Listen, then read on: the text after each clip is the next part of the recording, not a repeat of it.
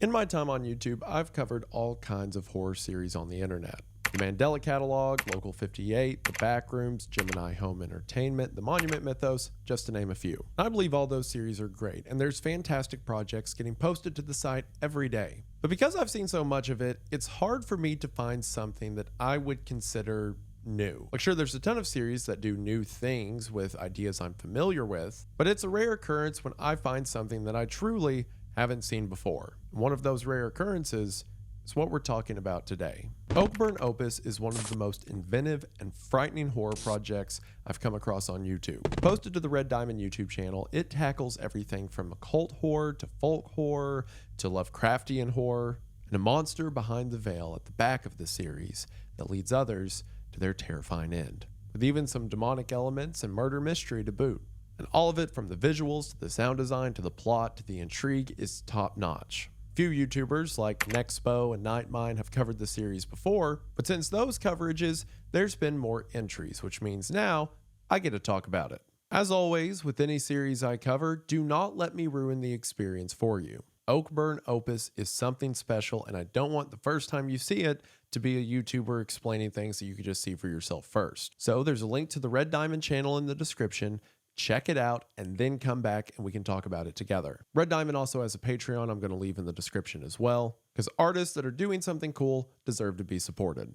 So if all of that sounds interesting to you, then stick around after the ad as we talk about the nightmare of Old Oakburn and ask ourselves what really happened at the lake in 1997. But something else that can be a nightmare is eating healthy. Between the high prices and elaborate ingredients, most people just decide to skip it altogether. Well, thankfully, today's sponsor, Factor, is here to help. Factor delivers fresh, never frozen, chef-crafted, and dietitian-approved meals right to your door. And these meals are ready to heat and eat in as little as 2 minutes. And on top of convenience, Factor is designed to support your wellness journey, and it helps eliminate stress around cooking, planning, or cleanup so you can stay focused on your goals. Every week, Factor has over 100 options, from their meals to their salads to their breakfast to their shakes. And all of these are crafted for taste and nutrition. All their meals are made without things like refined seed oils or refined sugars. And most of their meals deliver over 30 grams of complete protein. And they can support your diet no matter the diet you have, whether it be gluten-free or keto-friendly. And you can get whatever protein options are best for you, everything from tofu to salmon. And you may hear that and think there's no way salmon would taste good coming out of a microwave.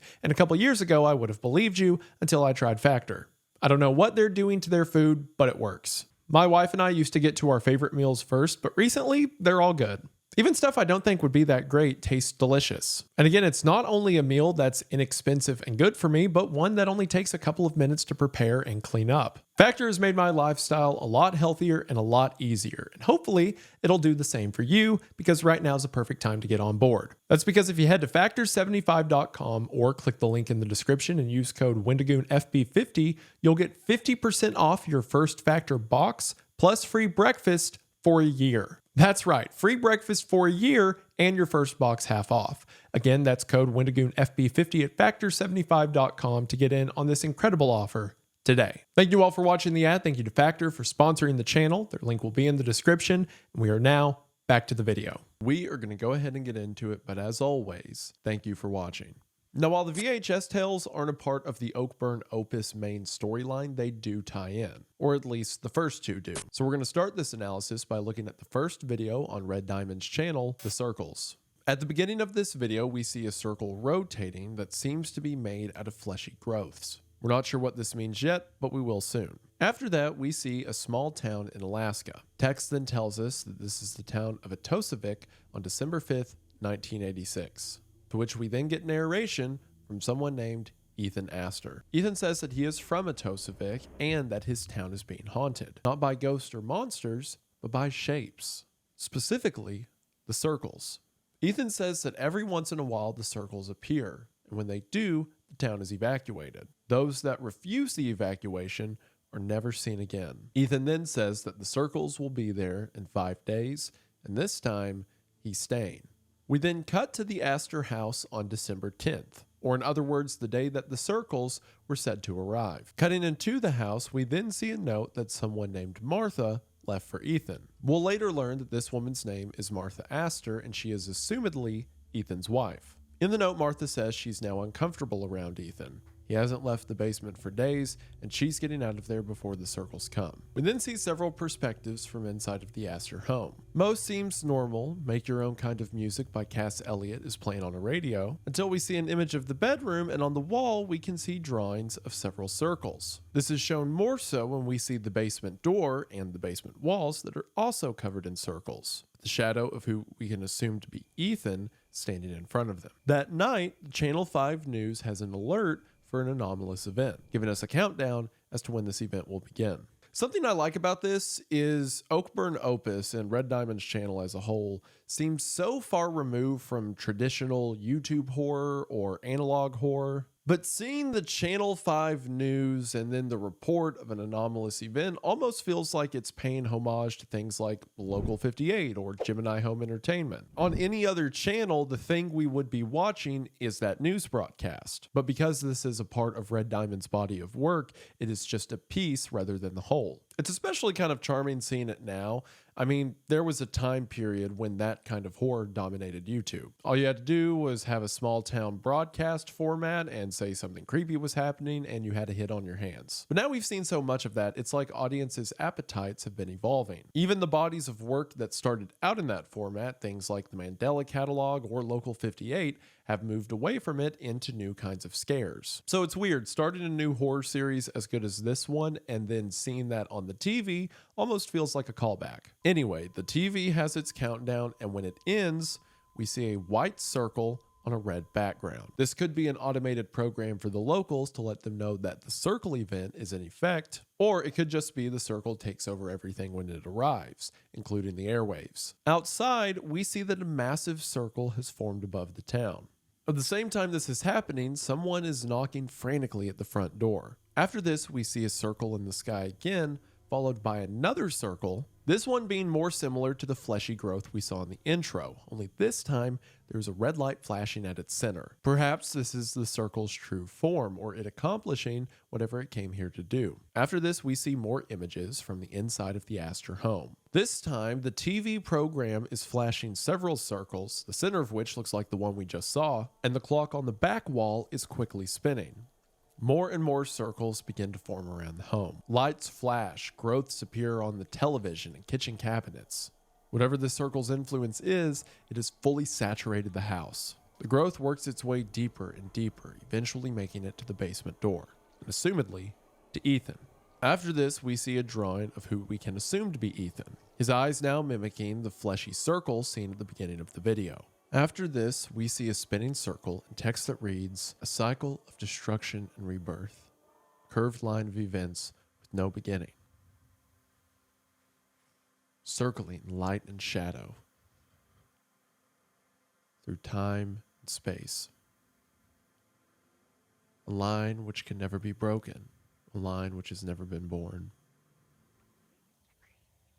Yet it still exists." This text is interspersed with images of, again, a fleshy circle, this time showing what appears to be a human eye in its midst. After this, we see a dark screen. The only audio we can hear is that of disgusting growths and squelching, as our image fades in to show us what we've been promised from the beginning, a circle made of flesh. Only this circle begins to speak to us, and we realize it's Ethan. He says, "I'm happy now." And we see the flashing red circle above Atosovic once again. Ethan again says, "The people who decide to stay are never seen again. Some say they join the circles. Now, I'm one of them." And with that, the circles ends. So it seems that the reason the circle is so alluring and manages to trap people within it is because they represent a knowledge so far beyond our own. We don't know if the circle is alien or ethereal or spiritual, but what we do know is that it seems to be eternal. And to be one with the circle is to be one with infinity, a line that does not have a beginning or end. Maybe people come to that conclusion naturally after they see what the circle's capable of. I mean, for who knows how long people have been evacuating this town only for those who stick around to completely disappear. Maybe people just get curious as to what the circles are capable of. Or maybe the circle influences a few people at a time in order to join its form. The circles reminds me a lot of Uzumaki, the Junji Ito story. I made a video about Uzumaki on my channel. You can check that out, link in the description. You know, if you want to give me even more money. What? But in short, Uzumaki is about a different town that is obsessed with a different shape. That shape being a spiral. The shape begins to show up everywhere, either from people's obsessions or from things in nature that take on a spiral form. In the first chapter of Uzumaki, one of the characters becomes obsessed with the shape and begins to hoard anything that has a spiral pattern on it. Ultimately, at the end of the story, contorting his own body into a giant spiral. It's revealed at the end of Uzumaki that all of the spiral obsession has been because of some entity that lies underneath the town. Something that has been doing this cycle of death and rebirth for millennia. And regardless if people worship it willingly or resist its influence, they all wind up at the spiral's altar in the end. Similarly, I think that's what we see out of the circles. There is an entity that is so far beyond our knowing that some people feel compelled to bow down to it. I mean, if we truly encountered an entity that powerful, of course there would be people who would pledge their allegiance. It would be the equivalent of God making himself known in the world. You'd have to be a fool to turn away, regardless of how awful that God might be. And it seems Ethan received what the circle promised: immortality, an escape from death. And regardless of how horrifying he seems in the end, as Ethan said, he's happy now. This is just one of the paranormal encounters that we're going to come across in the Atosific region within this story. The next of which comes in our next video, another VHS tale, this one called The Starving Five. In the beginning, we see an old film reel of what appears to be drawings of some creature. A creature of monstrous proportions with a towering body and a stag skull for a head. If you have your captions on, text appears that reads, "An exiled spirit, rejected from the domains of the afterlife. The earth repudiates its flesh, preventing it from rotting, damned with an endless hunger, a mouth that can't eat and a throat that can't swallow. Takes shame on its grotesque form, using every aspect of its unnatural physicality to lure and capture prey. Its objective, to bring upon the decay of men's flesh and ego." And after we see the final image of this beast of three heads, we get our title card for The Starving Five.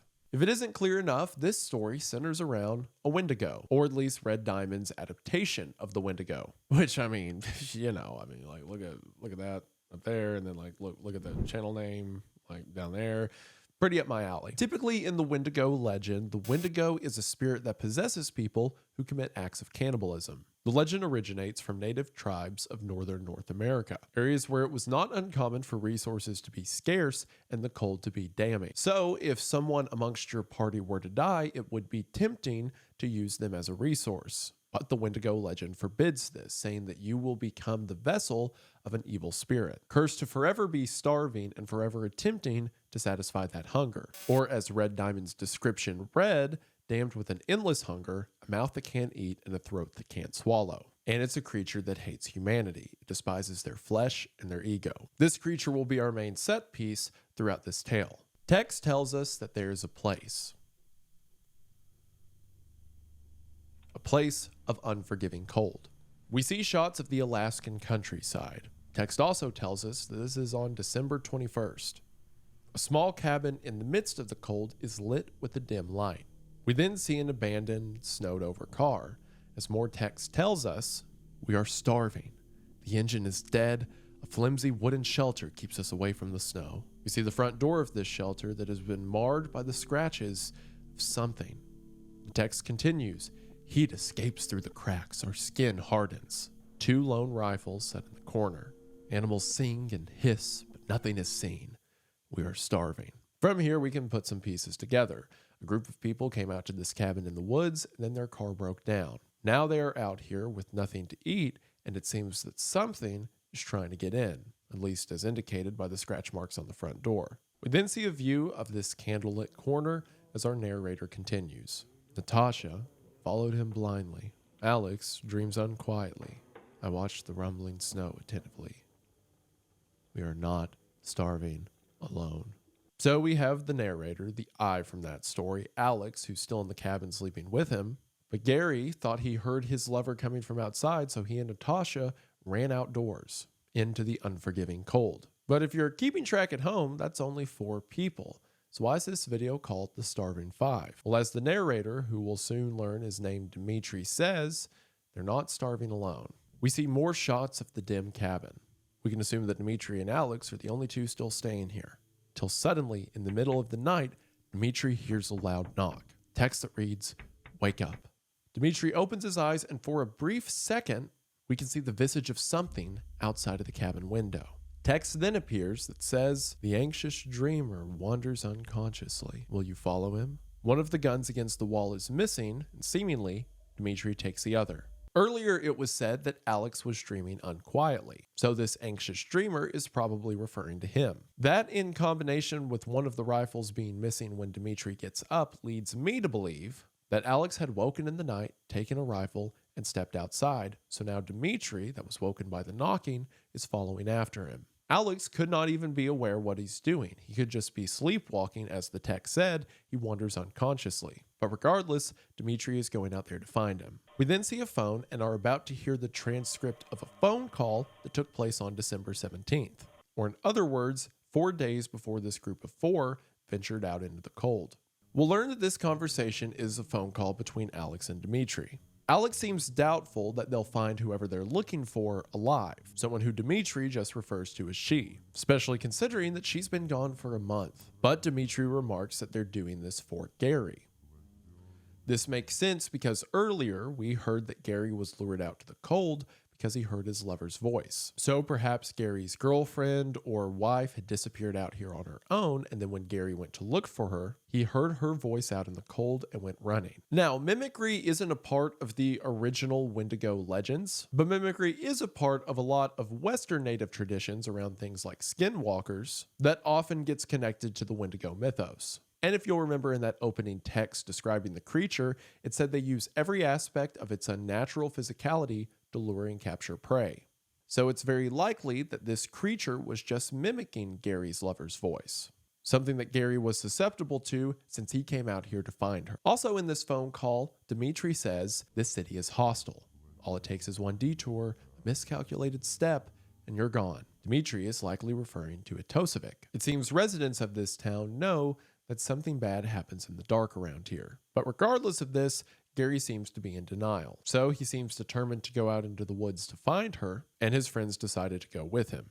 And as we see from the December 21st events, this sealed their fate. Now you may hear all this and think that Gary's friends are pretty dumb. I mean, this isn't like our world where someone can get lost in the woods, so it makes sense to go looking for them. This is a place where Dimitri indicates he knows that things go bump in the night. And Alex says just the same on the phone call, saying it's foolish for them to go out there. But then Dimitri says something that's interesting and I think reflects on the rest of the series. Dimitri says, "People disappear and are forgotten year after year, and everyone turns away because they fear the truth. Perhaps the mere attempt, even if redundant, to find the truth can take us away from this melancholy."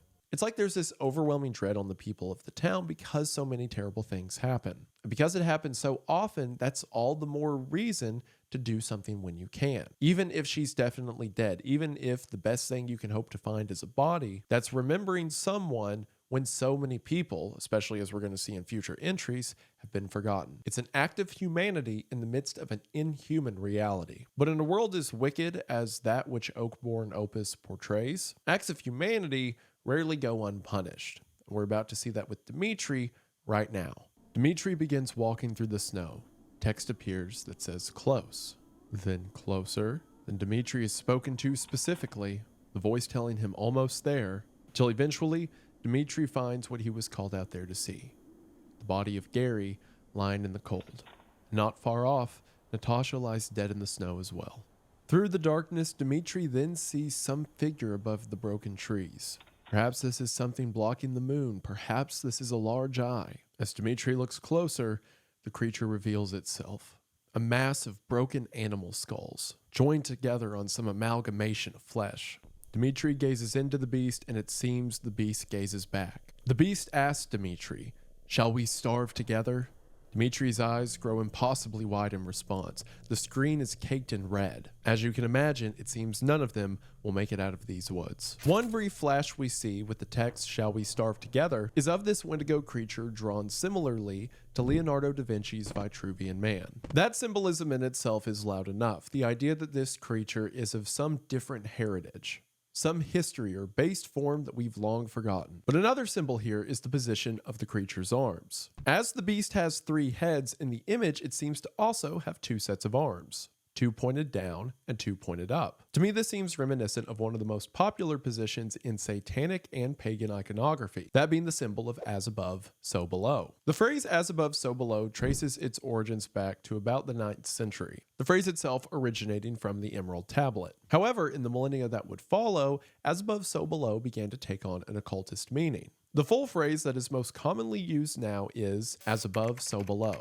as within, so without, as the universe, so the soul. This communicates the idea that every individual is a part of the collective. In a spiritual sense, our own microcosms are a part of macrocosms, or in other words, the unseen realm of the spiritual that we inhabit. Practices have taken that phrase and inverted it based on things found in biblical scripture, for instance. When Jesus said, as on earth, so it is in heaven, some point to passages like that as evidence of a continuity between the different realms of existence. So in other words, as it applies to witchcraft, and this will be relevant later in the Oakburn Opus story, the powers of heaven, hell, life, and death, eternity, and oblivion can be harnessed by those who are willing. This is why the phrase gets tied a lot into things like paganism or Satanism, because typically the underlying belief within realms of witchcraft or satanic worship is that the forces in question want to share their power with humanity. Instead of us merely being a part of the macrocosm, they want to give us the ability to manipulate it. Because of this, you'll often see depictions of figures like Baphomet or Lucifer doing the as above, so below pose with their hands. It's effectively Prometheus bringing the gift of fire to man, a power we weren't supposed to inherit, but is being offered to us by a more powerful entity. At least if you view the gift fondly. If you don't view the gift fondly and instead think that this promise leads to damnation, then it's more so the apple that the serpent used to trick Eve in the Garden of Eden. I could be completely off on my connection between the as above, so below imagery and the Wendigo from this story, but I think the pose from the image as well as the temptation or the offering posed at the same time, shall we starve together, points to this as something more than just a monster in the woods. From Dimitri's eye, it seems that he's been transformed. Whatever promise he saw in the creature's face, he must have taken. After this, we cut to the next day, December 22nd. We see the cabin once again with a scratched door and empty hallways, but this time, something moves in front of it. We then see someone's eyes once again, but this time they're cloudy, filled with something. Now, this could be Alex or Dimitri. Personally, I think this is Dimitri because it's Dimitri's eyes that we've seen up until this point. And perhaps Alex, under the creature's influence, wandered out in the cold the night before, only to die in the wilderness. Assuming this is Dimitri, Dimitri asks, "Where are my eyes?" Down the hallway of the cabin, he seems to get a response. "You won't starve alone." To which the monster lights a candle and we see his visage lit at the end of the hall. The monster is in the cabin with Dimitri, but he doesn't want to kill him. Instead, as he offered, he just wants to starve together. After this, time ticks by. January 1st, Dimitri on the bed, the monster in the hall. "You won't starve alone." January 5th, the same. "Let me go." The 13th, "You won't starve alone." The 29th, "You won't starve alone. Let me go." Until Dimitri shuts his eyes and the video ends. For one, I think The Starving Five is an excellent adaptation of the Wendigo. It builds off the idea of the Wendigo being a spirit drawn from cannibalism and something that is committed to eternal starvation because of its sin. But Red Diamond takes that further and says it's not just a creature that wants to kill you, it's a creature that wants you to feel what it feels. If it must starve, it doesn't want to do so alone. It seems the only reason that it killed the other people in the cabin was to have Dimitri alone, so the two of them, as it says, can starve together. It's a haunting adaptation of the creature, and given the creepy visuals and the occult influence, I love it. Now, both of the VHS tells on their own are interesting, and both of them will connect to the greater Oakburn Opus story later, but for now, there's already one connection we have between the two. See, when the missing person posters were flashing right before Dimitri gave in to the creature's influence, during the flash we get the full names of the 4 characters. Dmitri Olov, Alex Lebedev, Natasha's name has been marked out, but Gary's full name is Gary Astor. This is the same name of Ethan and Martha in the last story, The Circles.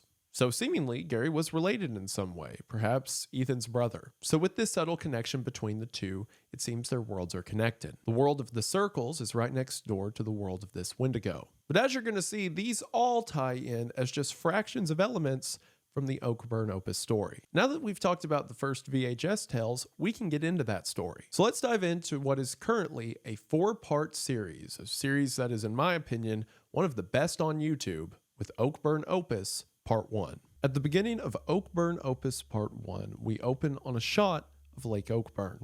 Text appears on screen that tells us this is 1997, and the old Oakburn population vanished overnight. This probably sounds similar to Etosovic in The Circles, as an event happened and then people who were in the town disappeared. This also tells us what the title of the series means. Oakburn, or Old Oakburn, is the name of the town. And opus is the Latin word for a work or project. You've heard the word before in the term magnum opus, referring to the superb or best remembered work from an artist's collection. So Oakburn Opus implies there was some grand work being done in this town. And now, in 2024, information about the case has been leaked.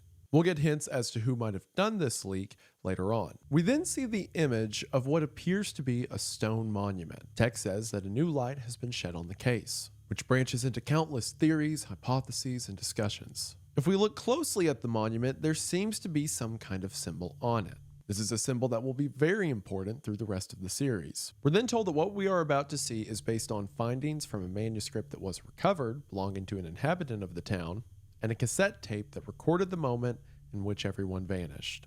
From here we get our title card, Oakburn Opus Part 1. Which I've got to say, Red Diamond kills it with the aesthetics of this series. Like the VHS tapes we looked at so far, good, don't get me wrong, but Oakburn Opus nails it. It'll become more apparent in the later parts, especially the most recent upload that has some of the coolest moments I've seen in YouTube horror ever. We start with our first piece of evidence, Oakburn's flutist. From here, we see this haunting image.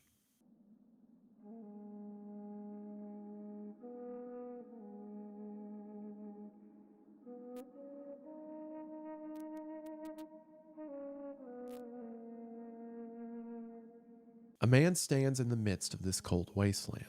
Large horns grow from his head, and the only sound that accompanies him are the mysterious chords of a flute. At the beginning, it's said that a lot of what we're about to see comes from a manuscript from one of the residents of the town. So, assuming that's who this is from the perspective of, they began to tell us about the flutist. On a cold morning, the outsider stumbled upon our gates and quickly became a welcome guest through the sweet and captivating melody of his flute. My people brought him into our village, a secluded place west of the Etosovic Mountains. And if it wasn't apparent enough, this gives old Oakburn a connection to Etosovic, mentioned in the circles. We provided the flutist food, water, and shelter, and in return, the man continued to enchant our people with the tunes of the winds. After this, we see images of the manuscript itself. Children adored him, soothed by the melodic blows. Men and women respected him for the great entertainment and happiness provided by the blessed flute. To the more humble folk, the flutist was a grateful form of art. And then we see, drawn within the manuscript, the symbol once more. This is the same symbol we saw drawn on the monument a moment ago. We'll get a better look at it later, but for now it seems to be a sigil of something. We then see depictions of this flutist, a shape drawn in wisps of the wind, once again with the horns rising off of its head. People gather around to hear the music like children, the songs enchanting them with comfort, enchanting them so much so that once again, that symbol begins to appear on their heads. He hid them under the veil of reality. Impossible to breathe beyond existence. Keep looking. Do not follow the melody. After this, we leave the photos of the manuscript and once again are presented text, this time over a sign of old Oakburn. He adapted to our customs, ate and drank from our kitchen, hummed our chants, and honored our altars, without ever voicing a single thought. The flutist used the wind as his words and melodies as his speech. The manuscript then shows us a sort of poem. Within the wind, it hid fangs. Within the wind, it breached our spirits. Within the wind, the flute buried the veil. We then see images of the manuscript, and it's labeled Evidence 1, Handwritten Records, author unknown, recovered by Martha Astor, 2002. First of all, we have the flutist, a figure who never spake, but his music seemed to enchant the people who would listen. They were given a peace and comfort from his song, and that's all they needed to bring him into their fold. Several of his details, how he speaks with the wind, the drawings, and the people around him, seem to have a dreamlike quality. It's as if he brought with him a trance that laid amongst the town. But what's interesting is the mention that this was recovered by Martha Astor. Martha Astor, if you'll remember, is the wife of Ethan Astor, the main character and victim from The Circles. It says that Martha recovered this in 2002, which was 16 years after the death or circle amalgamation death thing that happened to her husband. So perhaps after what happened to Ethan, Martha became interested in the paranormal and the things that went bump in the night around this region. So she becomes an investigator, and in 2002 finds these records after the population of Old Oakburn disappears. We'll be seeing a lot more of Martha later, but just know for now that she's a character in this story and ties in Old Oakburn to The Circles. From here we get evidence to the aforementioned cassette tape, which is labeled the Magnum Opus. Like I said, Oakburn Opus refers to the idea that there was a work to be performed in this town. So if this cassette tape in the disappearance is called the Magnum Opus, then perhaps this is what the flutist was always getting to. Text says that in 1997, the great flutist of Old Oakburn announces the completion of his Magnum Opus. A presentation is set to happen Friday night at Lake Oakburn. Hundreds of men, women, and children gather near the lake in anticipation. And then the cassette tape lets us hear what that sounded like.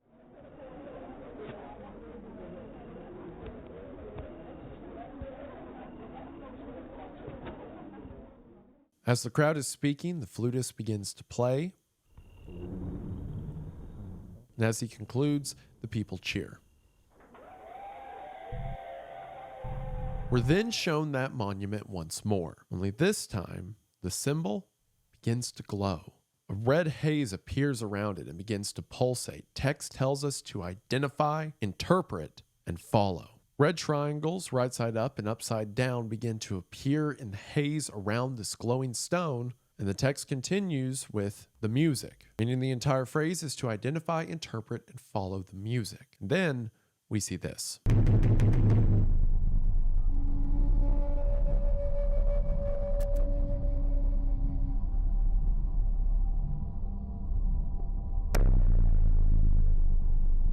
From this, we see this symbol made up into its full parts. At first, the parts are broken down. We see the triangles facing each other, we see the circles, and then finally the completed image of 9 upside-down triangles within a circle.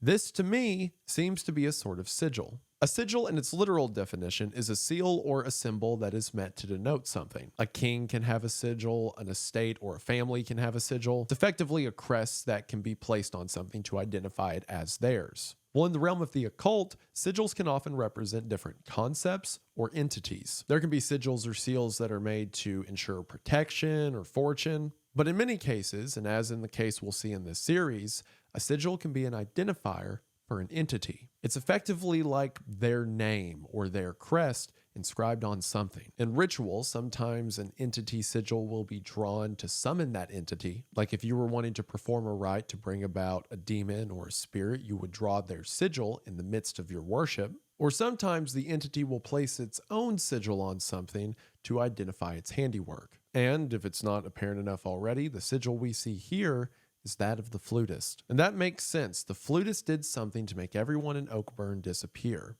So it tracks that a monument by the lake would have his sign on it. There is a significance to the symbol itself, to the 9 triangles, to their inversion, and to the circle, but we'll talk about that later. All we need to know now is that this symbol represents him. After that, we're presented with 2 images of the wilderness.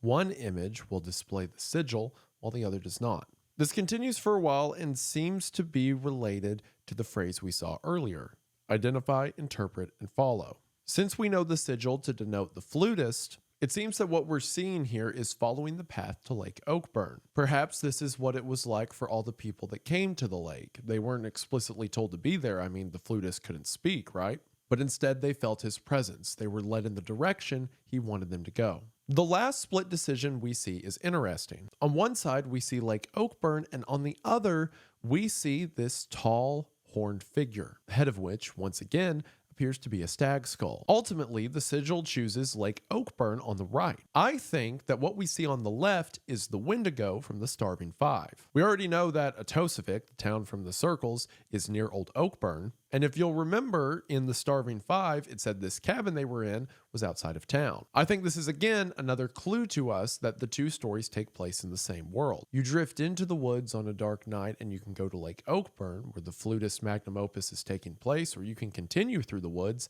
and come across the monster. Again, the monster just being one of many things that can go wrong here. This time when we get to Lake Oakburn, both images have the sigil, this time glowing red. As we look off into the fog, we see the flutist, his hands rising through the void as his flute continues to play louder and louder. And as we get closer, our camera begins to distort, but in the brief glimpse we get of him, this is not a peaceful keeper of the town, but instead some sort of monster. Once everyone had gathered at the lake and heard his song, their fate was sealed. And we hear that in the cassette tape that follows.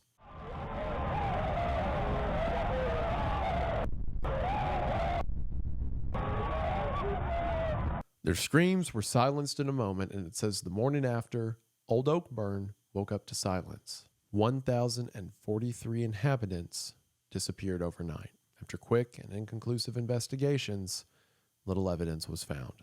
The existence and whereabouts of the flutist remained an unanswered enigma. That was until 2003. Search for Old Oakburn's population continues. And with that, Oakburn Opus Part 1 ends. Part 1 does a great job at setting up the story. A mysterious flutist showed up on the edge of town and enchanted everyone. But this all seemed to be a ploy that eventually led them to the lake, and then they vanished. The rest of the series will be investigative moments around this event. There will be more analysis of what happened right before, what happened right after, and what happened in the years after when Martha Astor investigated the town. And as we'll soon find out, the flutist is just a small part of something much older, much more sinister that's been happening in the mountains of Alaska. So with that, let's move into Oakburn Part 2. If you'll remember, at the end of Oakburn Part 1, it said nothing was really known about this disappearance until 2003. Well, we see what that was referring to, as in the beginning of Part 2, we're told that this is set in 2003, 25 miles from Lake Oakburn at the Lebedev residence. Lebedev is once again a reference to the Starving Five. As in the missing persons poster, we saw that Alex's full name was Alex Lebedev. So somehow Alex was related to this residence. It's also just really effective how Red Diamond can use so many different means to get across the terror in his story. Like, yeah, the flutist looks scary and a lot of the sigil images can be creepy. But in the beginning of this one, we just see a house and hear 2 gunshots that come from within.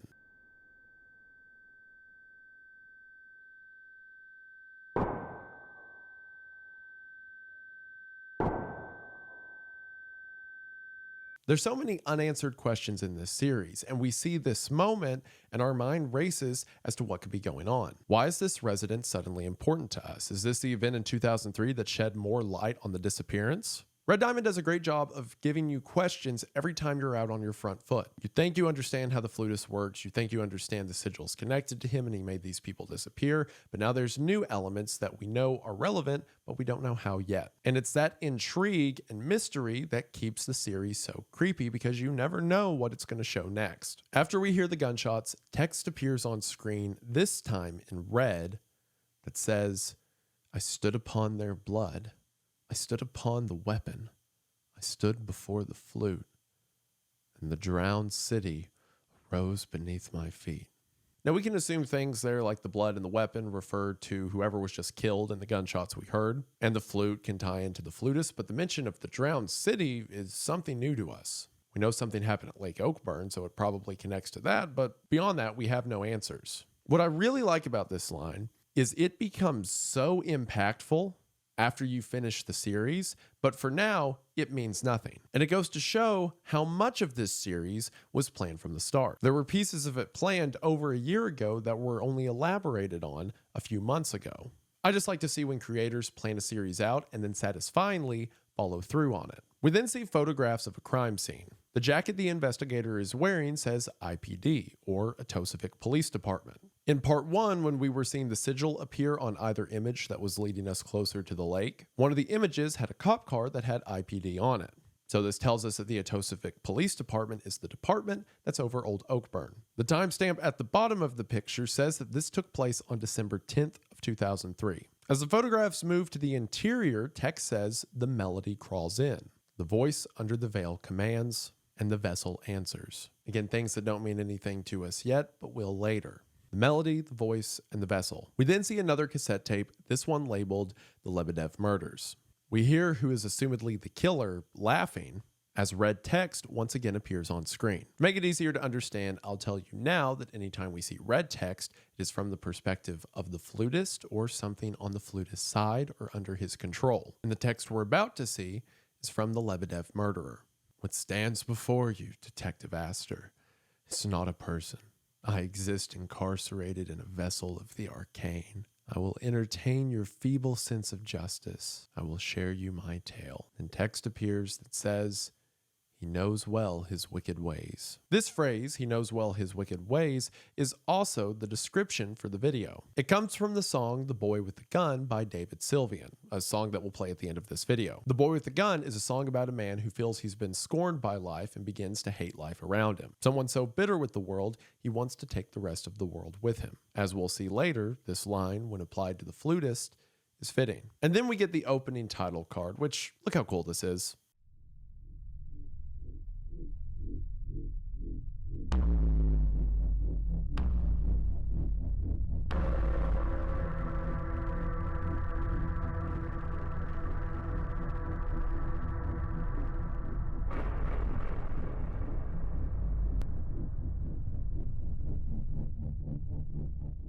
A lot of the aesthetics from this series match some of my favorite horror projects. The kind of light blue-gray text that appears, like the one that just said "he knows well his wicked ways," reminds me of Alan Wake. Not only because of its font and style, but because of the graininess of it all, how several parts of this series feel like they're taken from an old cop drama. And then something like the bright red letters reminds me of Longlegs, another horror story about a series of killings that ultimately ties into the occult. Red Diamond may not have used any of those as inspiration for the story, but I think it's telling that getting a little hint of those influences brings out the greater influences I see in this series and other major horror projects. There's just so much passion behind the aesthetics and so many little moments in this series, it feels far more substantial than just a YouTube video. What I'm trying to say is we need to get Red Diamond a budget and a studio, if they want that. I don't know. And this is further emphasized by the next scene. I mean, look at this. You've got a series of cop cars driving through the dark country at night as this red, grainy text appears above them. Officers that we know are going to the Lebedev residence after the murder, but there's so many questions about the murder and the music and the tone and the pacing does everything it can to build that up. Every video we've covered so far I would say is good, but Oakburn Opus Part 2 is the first that I would say is really great. It's also at Part 2 I was like, I've got to make a video about this. The red text reads, and also, I know I said a minute ago that red text denotes the flutist or someone related to the flutist is speaking, and that's true when it's dialogue. This opening narration, like info dump, I don't think it's the flutist. I don't think the flutist is giving us the police information on the case. I think it's just an aesthetic choice.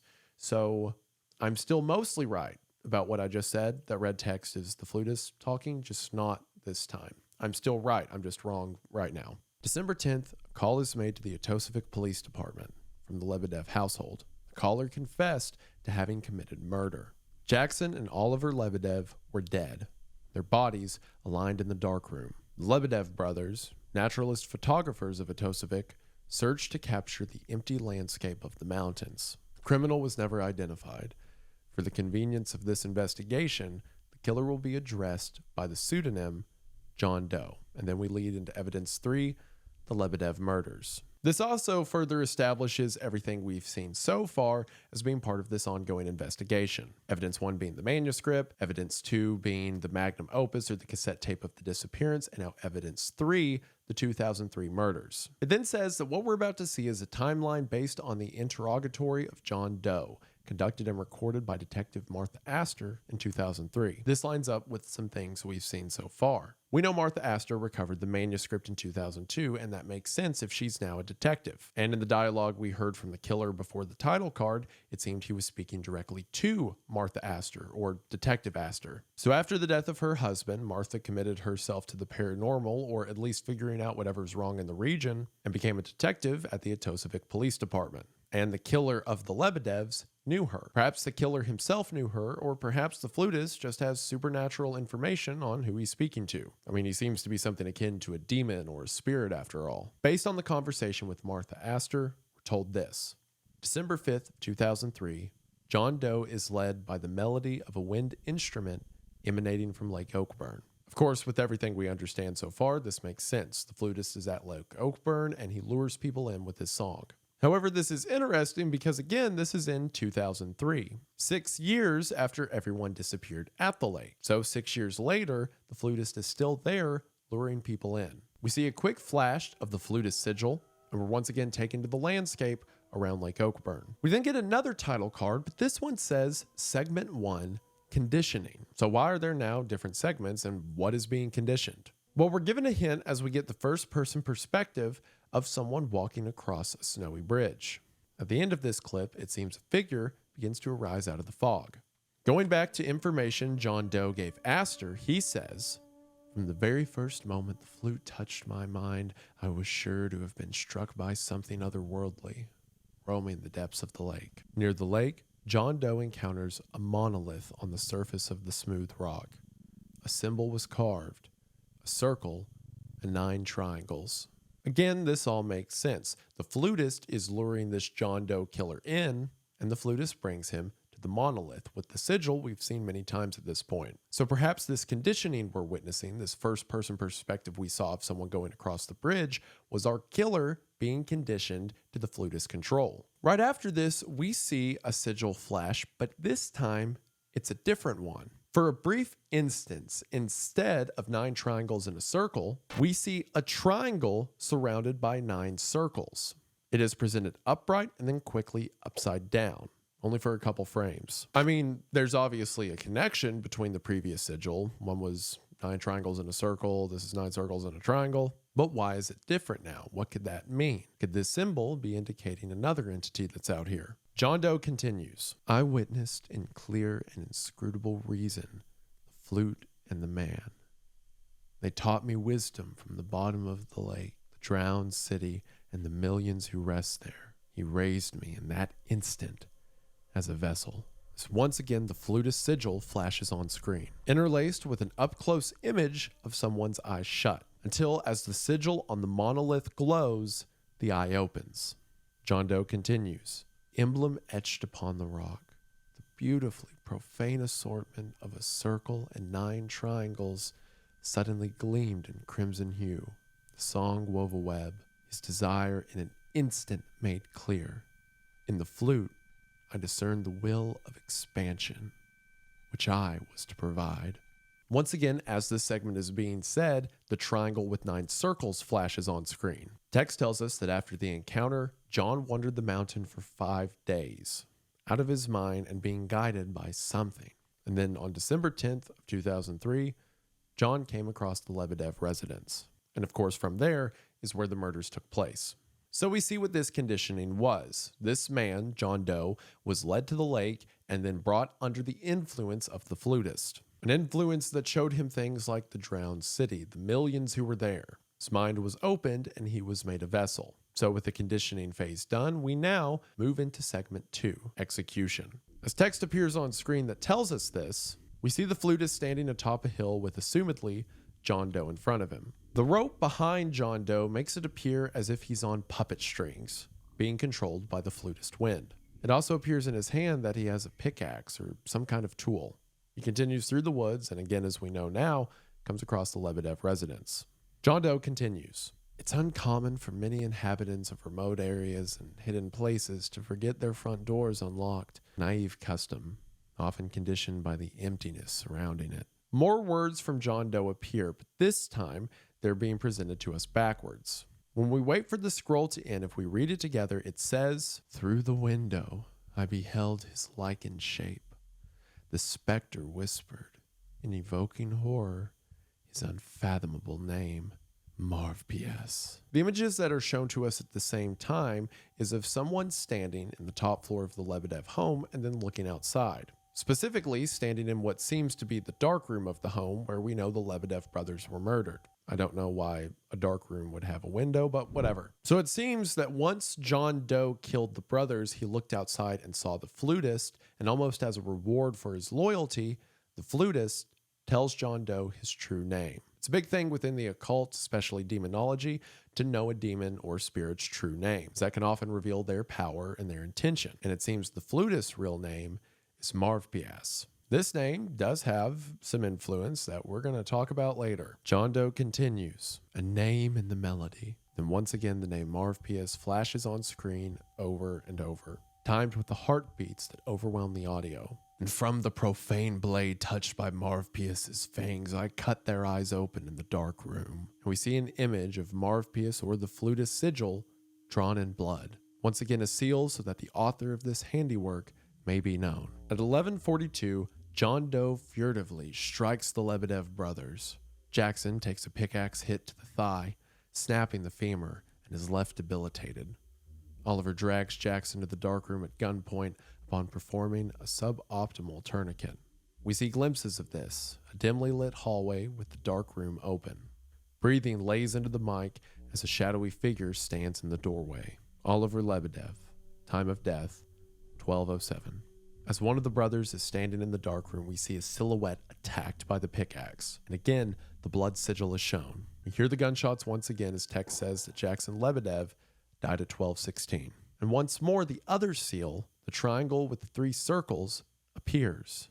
This time in a bright blue. From here, hypnotic imagery appears again. Circles within squares, within octagons, spinning before us.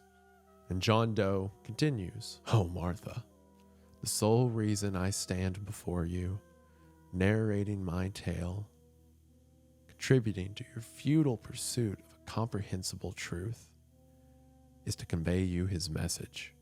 He calls you to the lake, your good friend beneath the veil. Visit the drowned city. Failure to heed his warning will bring the same fate upon you and the few living folks you love. You will drown too," as the slowly growing image of the flutist is now burned into the screen. Now, this does something interesting. See, up until this point, we've assumed that Martha's just here because of what happened to Ethan, right? She's become interested in stopping whatever's out here. But now it seems the flutist has an interest in her, to the degree that after John Doe made these killings, the flutist, speaking through him, simply told her to come to the lake. What is Martha that she's so special? The image of the flutist then fades into a body lying in the snow, and another image, this time of something breathing deeply in the corner. We look close, it appears to be the flutist or some other spirit. Right before we cut, opens his arms. Something important to note here is when this creature opens his arms, he seems to have 6. This is very similar, even if not the exact same creature, to the Wendigo from the Starving Five. Perhaps this is a beast similar, or perhaps it's just a flutist that can manipulate his form. After this, we hear the cassette tape with John Doe laughing once again, and the song "The Boy with the Gun" begins to play. We then get an overhead shot of the police returning after the investigation. And finally, text says, "In defiance of John's alleged method of murder, the bodies of Jackson and Oliver were found in contradictory conditions. Agents at the scene first observed vascular marbling, skin discoloration, and bloating in both bodies. An autopsy analysis revealed pulmonary injury, insinuating that drowning was the cause of death." With that, part 2 ends. You see what I mean? Every time we start to get a grasp on something, something else is given to us. We hear the drowned city, and that's surprising at first, but then we think about it, and okay, everyone disappeared at the lake, and there's millions under it. Perhaps that means bodies. So sure, it all has something to do with the lake. But then we saw the gunshots in the beginning, and we saw the image of the pickaxe hitting the Lebedevs in their home. So then how did they drown? Sure, we can connect them going out there to something to do with the drowned city and the flutist, but how did that relate to them being murdered in the darkroom? How does Martha Astor connect to all of this? What did the flutist want? Why did he want the Lebedevs dead? And of course, at the base of all of it, what happened to the 1,034 people of Oakburn? The series has so many fascinating ideas, and it does such a great job at conveying them. If you're like I am, then by this point you're hooked with the aesthetics, with the plot, with the storytelling elements, with the horror elements. I just love how well done the whole thing is, and hopefully you do too at this point. So without further ado, let's get into part 3. At the beginning of part 3, the black screen fades in to a light blue hue. The noises around us imply that we're underwater, looking up at the sun. For a moment, strange chants are heard at the same time before quickly we cut to the point of view, the back seat of a car sitting on the street of a foggy, empty town. The narration shows up again. The land remains still, accursed by a tragic silence for over 5 years. Old Oakburn, a village hidden between barren mountains and white woods, in its heart, the depths of the lake. A single road connects the village to its neighbor town, Atosavik. After 5 years of neglect and decrepitude, it has become treacherous, overgrown with weeds and twigs, the path barely visible amidst the snow. I'm here now. I am home. Today, into those dark depths I must venture, and behold my secret, the very root of my curse. These waters go much deeper. From here we get our introductory Red Diamond Presents, and we see a view of old Oakburn, abandoned and caked in red. We are now outside of the car. The camera pushes in on the fog in front of us before it cuts to our title card, Oakburn Opus 3.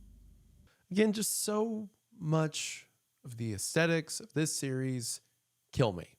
The Silent Hill-esque town, and then the bold letters and the presentation and the demonic imagery and the monsters and everything. This is so up my alley. Look, sometimes I make videos about conspiracy theories, and sometimes I make videos about like unsolved cases and stuff. And sometimes I just find something I think is really cool and I want to talk about it. Oakburn Opus is sick. We'll see soon that the narration we were just reading was that from Martha. At the end of part 2, the flutist, speaking through John Doe, told her to return.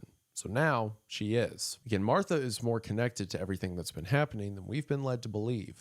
We're about to find out why now. In a couple brief flashes after the title card ends, we see images of snakes. Snakes cloaked in a red light. Until we're told, this is in 2002, right before the Lebedev murders and around the time that Martha discovered the manuscript. Now we see text that is taken from Martha's audio journal. Suspiciously, it says that the audio journal was recovered in 2010. This again raises some more questions. If Martha was an investigator in 2002 and 2003, then why wasn't this found until 2010? But for now, we get her perspective of what's happening. For now, all the evidence collected from the 1997 phenomena is abstract, frantic, ambiguous, and reveals the arcane nature of the case. Manuscript findings, diaries, newspaper entries, and the cassette tape depicting the magnum opus, some of these samples, one notices a strange constant. I believe to have found a promising clue, a line of investigation that will lead me to the truth. After this, we see an image of the flutist. This image seems to be a picture that was taken sometime far in the past, the face of which has been burned out. Martha continues, or perhaps condemn me to the most horrible perversity. A monolith, raised in the woods that surround the lake. On its surface, etched is the oft-mentioned sigil, the sigil of Marv Pias. All of that lines up so far with what we've already established. Marv Pias, the spirit or the entity or the demon or whatever you want to call it, identifies itself by the sigil, and Martha seems to have gotten that far. Crumbly, covered in moss and stained with moisture. The stone, however, reveals a more intriguing nature when analyzed in depth. I found it possible to deduce the monolith's true purpose, a tombstone. Before the monolith, we are likely to find the entrance of the tomb. which this is an interesting clue. We've been shown the monolith since part 1. Now we're told there might be something under it. I also want to point out, and again, this is just hyping up how cool some of the visuals are in the series, how well the image works as the text is being displayed. Because we understand the drowned city, we understand there's something at the bottom of the lake. So the visual we get as Martha is driving to Old Oakburn is the car driving towards the bottom of the screen from a top-down perspective. But as the car is driving to the bottom of the screen, there are bubbles floating from the bottom to the top of the screen. So while we're literally seeing a car driving on a road, it gives the impression of the car traveling underwater. Or in other words, it's indicative of Martha traveling to the drowned city beneath the lake. Again, just little touches like that add so much. We get more text. This time the camera switches to a rear view of the car, where only illumination is the car's red taillights. Fittingly, red text appears now. Now earlier I said red text typically denotes something that has to do with the flutist, and here Martha's continuing to speak, so it seems I would be wrong again. Unless I'm secretly right again, and Martha's connected to the flutist in some way. I will be conducting a solo expedition. I here now ask the department to allow the investigation to be conducted by me and me alone. My roots are here. Our marks share the same curse. His sepulchral depths are mine to explore. For those who may inadvertently stumble upon these discoveries, stay away. Here there are destinies greater than death. And as she says this, the other sigil, the triangle with 9 circles, begins to flash over her car. And also, I mean, once again, just look at this.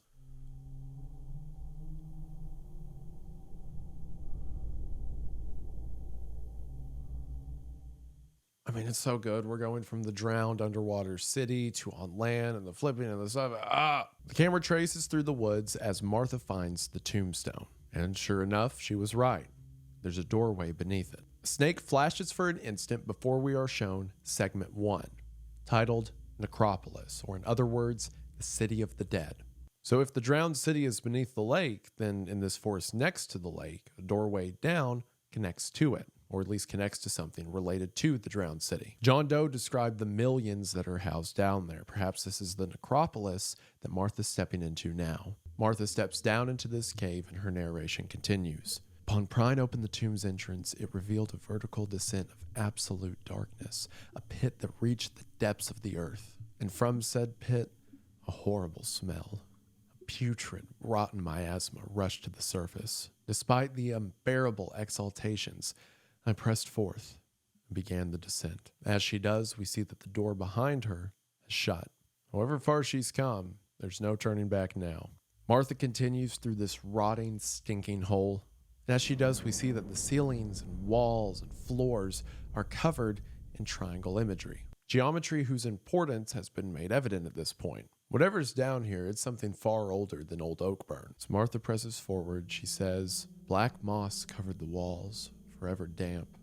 The smell of fish carcasses, putrid scales, disappearing into the ossuary. A gentle walk to cursed ruins, to meet what roam the ancient grounds. Our sigils burned in proximity." That last sentence is interesting. What does she mean, our sigils burned in proximity? Does she mean the towns? Does she mean the flutist? How would she know if they're burning? How does she know so much about these sigils in the first place? She continues, "The pungent abyss of the mortuary dragged me to secrets long forgotten, to disrupt a knowledge better left unseen, a terrible familiarity. Repressed memories of times of wrath afflicted me in short flashes. And the terrible burden, this obsession, being dragged to things occult. Ethan, was this how you felt?" This is the first time Martha has made any mention of Ethan, and here it's fitting. She is in the depths of whatever this nature is, whatever these creatures, whatever this world truly is. And she's compelled to go deeper in spite of the fear, in spite of the horribleness of what she's stepping into. Much like how Ethan, for some reason, had to stay for the circles. She continues forward, occasionally passing suspicious marks on the ground that seem to be blood, perhaps the remnants of someone or some ritual. Eventually she stops, and it seems someone is standing at the end of the hallway. This thing speaks to her and says, "Behold my necropolis."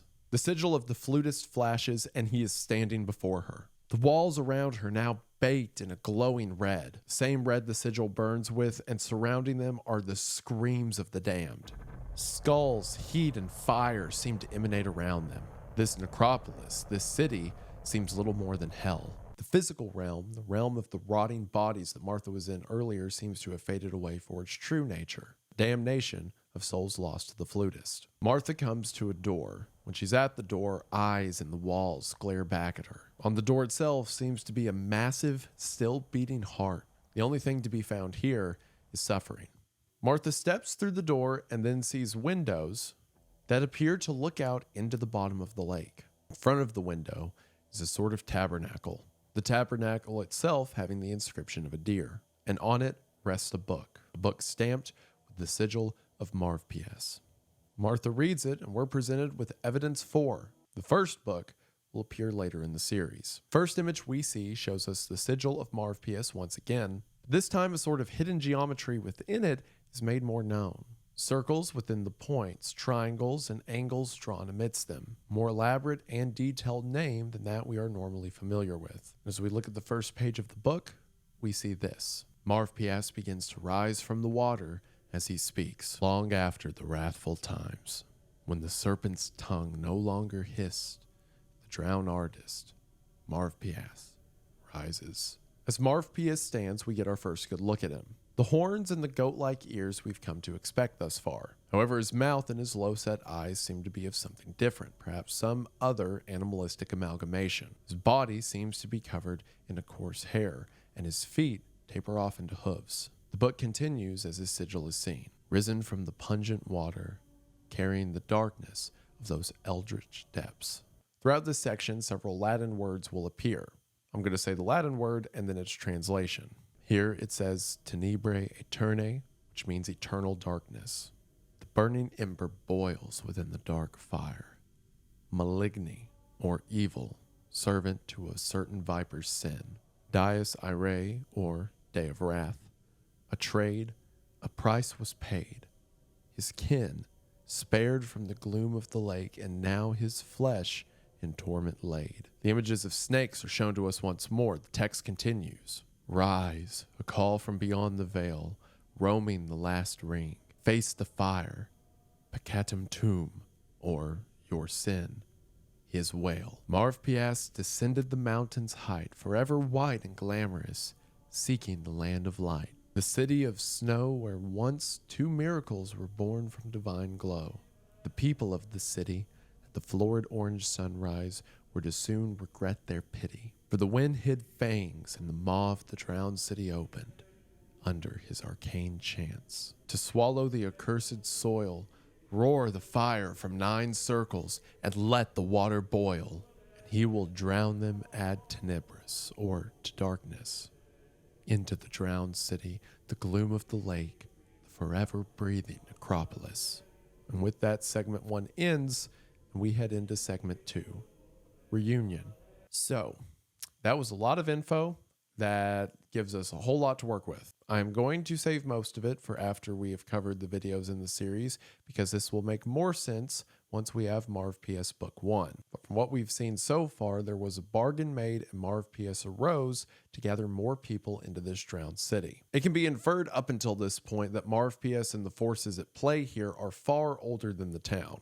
And that's made evident by some of the stuff that we hear that seems to be in far history. When the serpent's fangs were cooled, how there were 2 miracles born from this land. And that's also seen in some of the imagery we saw in the background while the text was being read. There were depictions of flute players, of artists, and most notably, of the Pied Piper. The medieval German legend of a flute player who arrives to town and takes all the children with him. Something that obviously has some connection to Oakburn's magnum opus. Again, we'll talk about a lot of what we just read later, but for now, we're into the reunion. I mean, segment 1 was the necropolis, and we saw that for the hell it was. So if we're about to get into a reunion, what's it a reunion of? What 2 things are coming back together that's been apart for some time? Also noticed here with segment 2 being called reunion and getting that gray text with the line that drops off, I mentioned earlier how similar this is to Alan Wake, but it is really similar to Alan Wake 2, down to elements of another world or the dark place emanating from beneath the lake within the town, and things coming out of this place to lure people into it. That's not a diss to this series saying it just took it from Alan Wake. I just like both series. We're then taken back to Martha's perspective reading the book. She's on the last page of the series of poems we read. Once again, we can see Marv P.S., his sigil, and a serpent. A serpent that's been alluded to a few points up until now, or the viper's sin as mentioned in the poem. One we haven't seen yet, but we will in a moment. For now, Martha comes across something much more alarming, as the next page of the book says her name, and around her name is the sigil of the triangle and the 9 circles. Then the book speaks to her directly. Will you behold me? Turn to me. Thou shalt hear the serpent utter through thy brother's mouth. Martha then looks up from the book and begins to turn around, which I have to say, first time I watched this, absolutely terrifying. To see all that, to know how powerful Marv P.S. is, to know that there is an entity even greater than him called the serpent. Then with all the questions we have, to see the book speak to her and then say, turn around, behold me, to hear the serpent speak through your brother's mouth. Which I'm going to pause again right here to say, if you have not watched this series for yourself, do not let me ruin moments like this for you. Go to the link in the description, watch the channel, and then come back, because it is not worth losing moments like these that seem so far, so few nowadays. Stories like this are really worth savoring. Martha turns and looks through the catacombs. Darkness awaits her at the end, but something else. Shapes begin to mirror themselves out of the center of her image. Shapes of scales and something ancient, till she sees a scaly hand standing in the darkness. Martha looks, and for a brief moment, we see Marv P.S. as he truly is. Not covered in hair and fur as we might have seen thus far, but instead covered in scales. His arms and torso look like that of a snake's, and his head looks like that of a fish. He's not just some satyr creature of old folklore. He's forever been a disciple of this drowned tomb. I love this reveal. Through all the imagery we've seen of the flutist thus far, he looks like a goat man. Something covered in fur, standing in darkness, typical of like satyr or minotaur imagery. But when we see his true form, he's forever been something tied to the drowned city. Something cursed with scales and features of fish. Whatever this viper is, he's been transformed into its form. Rather than a beast of power invoking satanic imagery, this seems to be more of a curse. It seems that he's trapped in this form as much as he traps others in the drowned city. And from here, Marv P.S. speaks to her. And here you are, trapped within my shadow. Fear not, contain your shivers, for there are horrors beyond my rot. Our bane, our sigils, our blood and roots are shared. And as Marv P.S.'s sigil flashes, the sigil in Martha's eye flashes as well, and she finishes his thought. An eternal bond. Marv P.S. continues, shall us recall those times?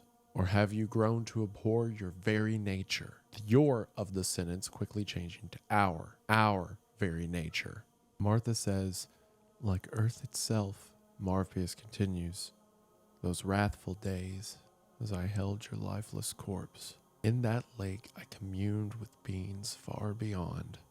I contested death itself. Welcomed a vile force to bathe this land in blasphemy. Damned me to those depths, Martha says, to choke for eons. Marv P.S. says, a fragmented form, rotten, I reside within. The text from the book appears once again that says, thou shalt hear the serpent utter through thy brother's mouth. As a serpent appears on screen, it seems after this we see just that, as the serpent speaks through Marv P.S.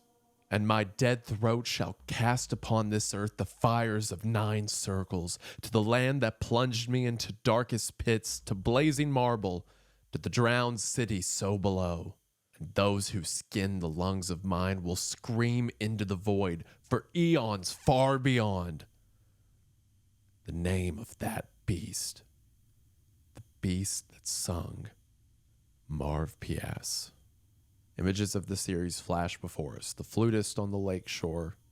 The 1034 disappeared. And right now, you probably have a lot of questions.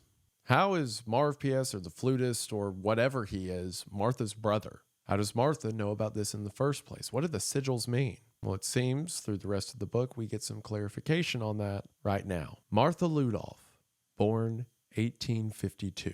Matthias Ludolf, born 1852, died 1897. Oakburn, established 1897. Its motto being Dies Irae, or Day of Wrath. Its logo being that of a serpent. Martha Astor's Atosovic Police Department badge, and a depiction of the Pied Piper, overlaid, of course, with the flutist sigil. Martha Astor's findings were recovered in mid-2010 and remain classified until 2024. The material shows a direct connection between the detective and old Oakburn's flutist, while also creating doubt on Astor's true identity. And with that, part 3 ends. So all of that is a lot. Let's start with the most important revelation we got at the end. Martha and her brother Madhouse were twins born in 1852. Madhouse died in 1897, but Martha didn't. Martha has been alive for over 150 years. She is just as much a part of what is happening as Marv P.S., as the flutist, as the serpent, as anyone else. We know that the sigil of the 9 triangles in the circle is the flutist, or as we know now, Madhouse, and the sigil of the triangle with the 9 circles around it is Martha's. Martha has her own sigil. That's what she meant by the closer she got, their sigils began to burn together. She knew that she was returning to her brother, but how is her brother the flutist? Well, a lot of this will be explained once we see the Book of Marv P.S. Part 1, but what we know for now is that according to her brother, when they were speaking there at the end, he at one point held Martha's lifeless body. It seems that she drowned in the lake. So he made a deal with these supernatural, unspeakable powers that be to bring her back, to contend with death, as he said. And it seems that whatever deal he made worked, as he was able to trade his life for hers, and death has never found her again. She seems to have been made immortal, or at least ageless, from the time this drowning took place, when she would have been 45 years old. When Madhouse made this bargain, he was transformed into the flutist, a monster made to bring more down to this necropolis, down to this drowned city. His form grotesque and rotting, as we saw and he described. And it seems that the town of Oakburn itself was established in this moment, always intended to be a playground for these powers that be, established on the Dies Irae, or the Day of Wrath. It seems that this power that made Madhouse, or this entity he bargained with, is the serpent, or the viper. There was a time in days past, as described, when the viper was violent, but that age has since left. And now the flutist is made to go out into the world and entice more to come to the lake. I don't know how much control Martha's brother has in this, and frankly, I don't know if he is now Marv P.S. or Marv P.S. is just the entity that lives in him. Madhouse could just be a vessel for this creature. Marv P.S. could also be the name of the serpent, this greater thing that made Madhouse into what he is. It wouldn't break the continuity. When John Doe killed the Lebedev brothers, he said that the entity gave its true name of Marv P.S. The flutist himself may be a victim. Madhouse made to act on these things after he traded his life for his sister's. Or perhaps he's become corrupted as well, content to take on his role as the persecutor. As he says to Martha, almost accusingly, "Have you grown to hate our very nature?" Perhaps he's right where they want to be. I mean, when she drowned, he knew in some way to speak to these entities, to bring her back. Perhaps he knew exactly what he was getting into all along. We also get that mention again at the end that Martha's findings weren't found until mid-2010. This was in 2002, and we know that after this, she went to investigate the Lebedev murders. So she didn't disappear here when she went to the necropolis. If the end visuals we see where we're backtracking out of it are any indication, after she spoke to her brother, she left. So why then were her findings not found until mid-2010? And then, as it says, why were they classified until 2024? It seems whoever's documenting this, perhaps the police station or some other investigator, is seeing what we have seen and is beginning to doubt Martha's true identity. During this ending, we also hear the song Death Song by Robbie Basho begin to play. The song is about someone who is ready to meet death and is embracing it almost as a comfort. As a matter of fact, the description for this video that reads, "Towards the midnight sun, I am riding home," is lyrics from the Death Song. With the last song that was used, The Boy with the Gun, I said that would turn out to be indicative of the flutist. And now we start to see how that makes sense. The Boy with the Gun is about someone who's hateful, who despises life, and wants others to suffer because of how they have suffered. And now with everything we've seen with Madhouse up until this point, that makes sense. He committed himself over to this being, became a monstrous figure, and is dragging others to the drowned city. So if that song was indicative of the flutist, then perhaps this song, the death song, could be indicative of Martha. It's a song about someone who is waiting for death, who wants it to come for them. Perhaps Martha, seeing what happened to her husband Ethan, a husband who probably had no idea of how long Martha's been alive or of her true nature. And then all the other death and destruction that's happened around her. I mean, she became an investigator seemingly to try to stop this from happening. Perhaps she's ready to end it all, even if that means herself, even if that means her immortality. All of these are questions we'll ask ourselves more of and elaborate more on after our last video. Now, there's technically 2 videos on the channel before this. There's another VHS tale. This one is called A Wasp Nest, and it's a really cool little horror project that, again, is expertly done with its visuals and its storytelling and its pacing.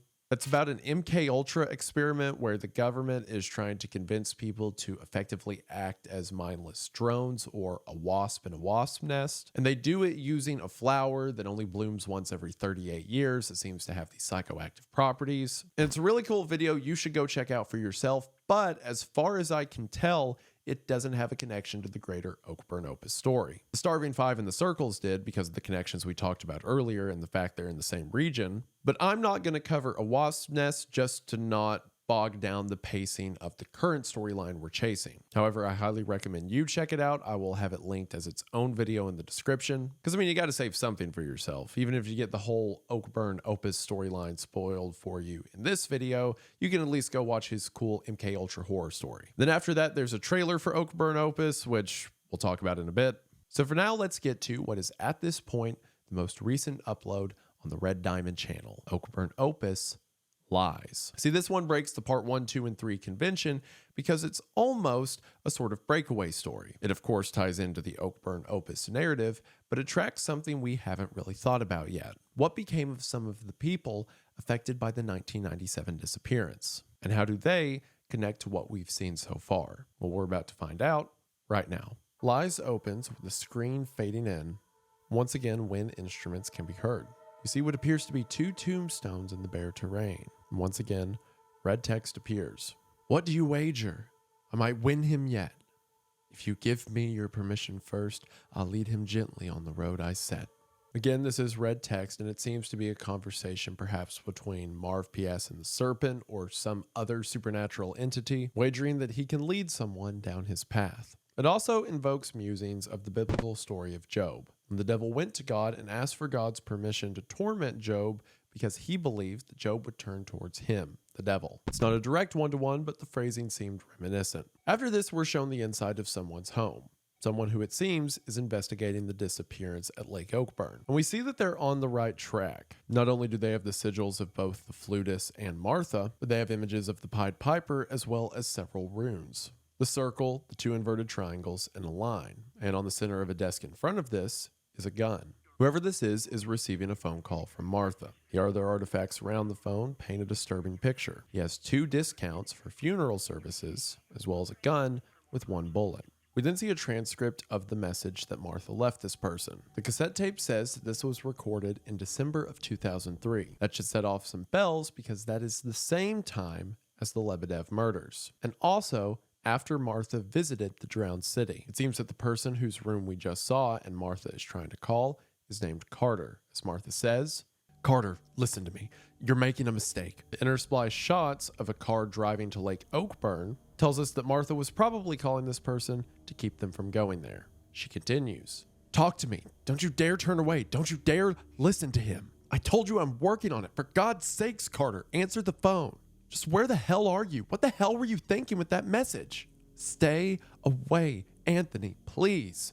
Don't follow the melody." And as Anthony Carter continues to Lake Oakburn, we get our title card once again for Oakburn Opus Lies.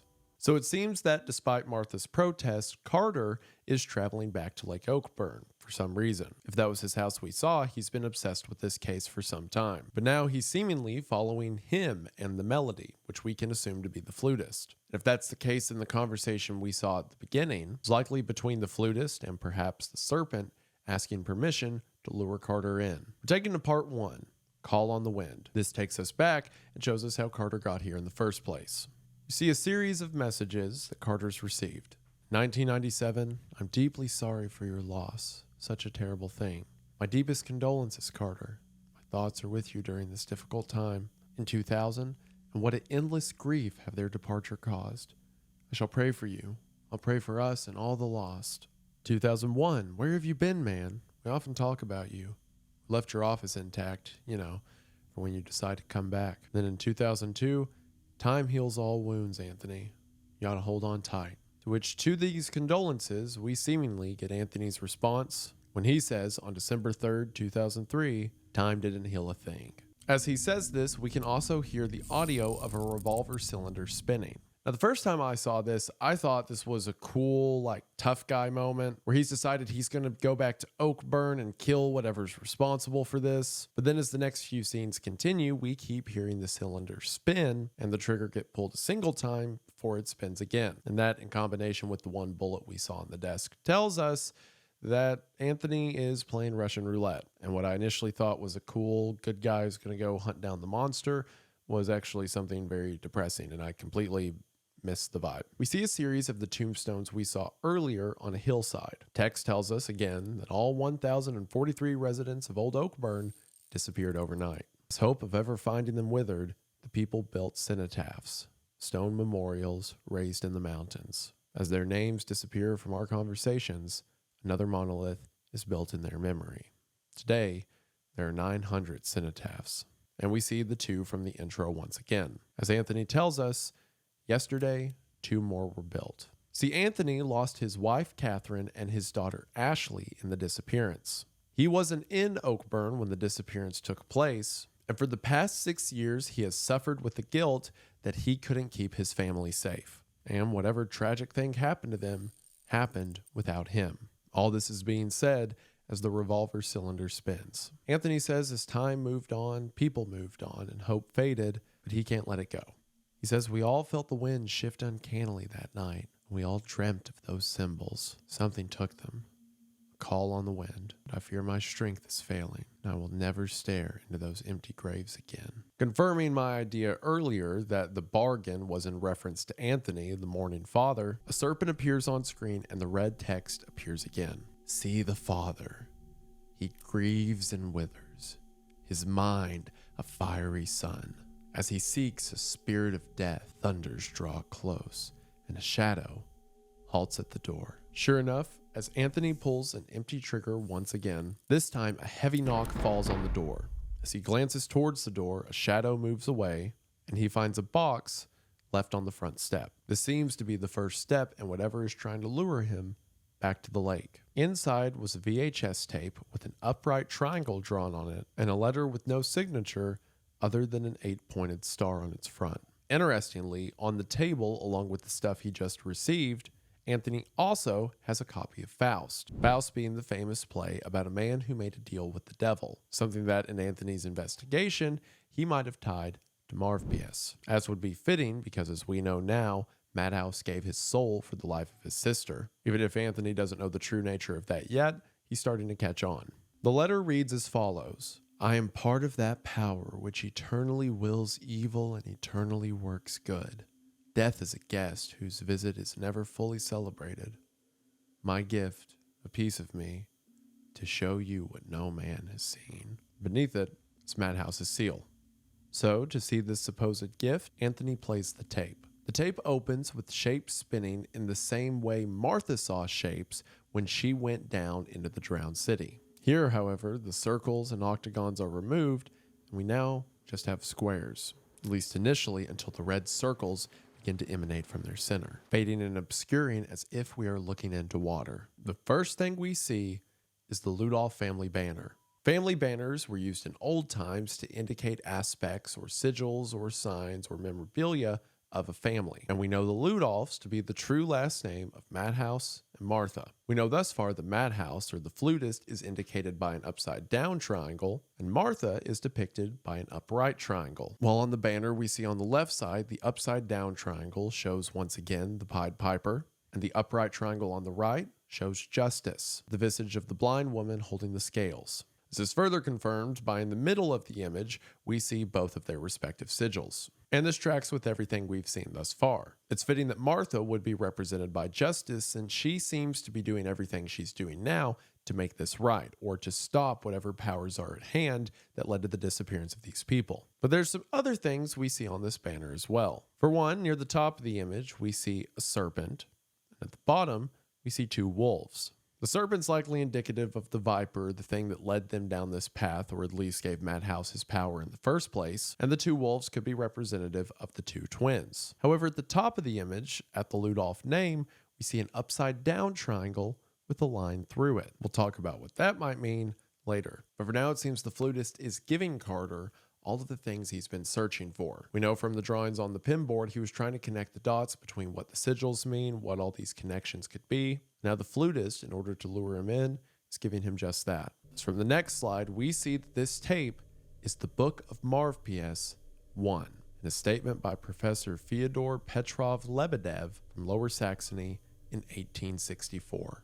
Now this is interesting for a lot of reasons. For one, we're about to see the first book of Marv PS that will give us more context to the history of all this. But also, it seems to be put together by Professor Lebedev. The same last name as Alex Lebedev, who again was killed in the Starving Five, and the two Lebedev murders seem to be a focal point for a lot of the things we're witnessing. It also says this was recorded in Lower Saxony in 1864. Region in Germany. The Ludolf name is Germanic, so it's likely when this was recorded, it was by someone who knew the Ludolfs when the twins would have been 12 years old. So with that, let's look at the first book of Marv PS. We see a woman sitting in a chair with an upside down triangle and a line through it on her back. This is the same image we saw at the top of the Ludolf banner earlier. The text says, "A grieving parent is most conducive cosmic forces." This is also ironically targeted at Carter himself, as he is a grieving parent who is about to give way to cosmic forces because of his grief. We then see a strange depiction of what appears to be Marv PS, or some horned creature,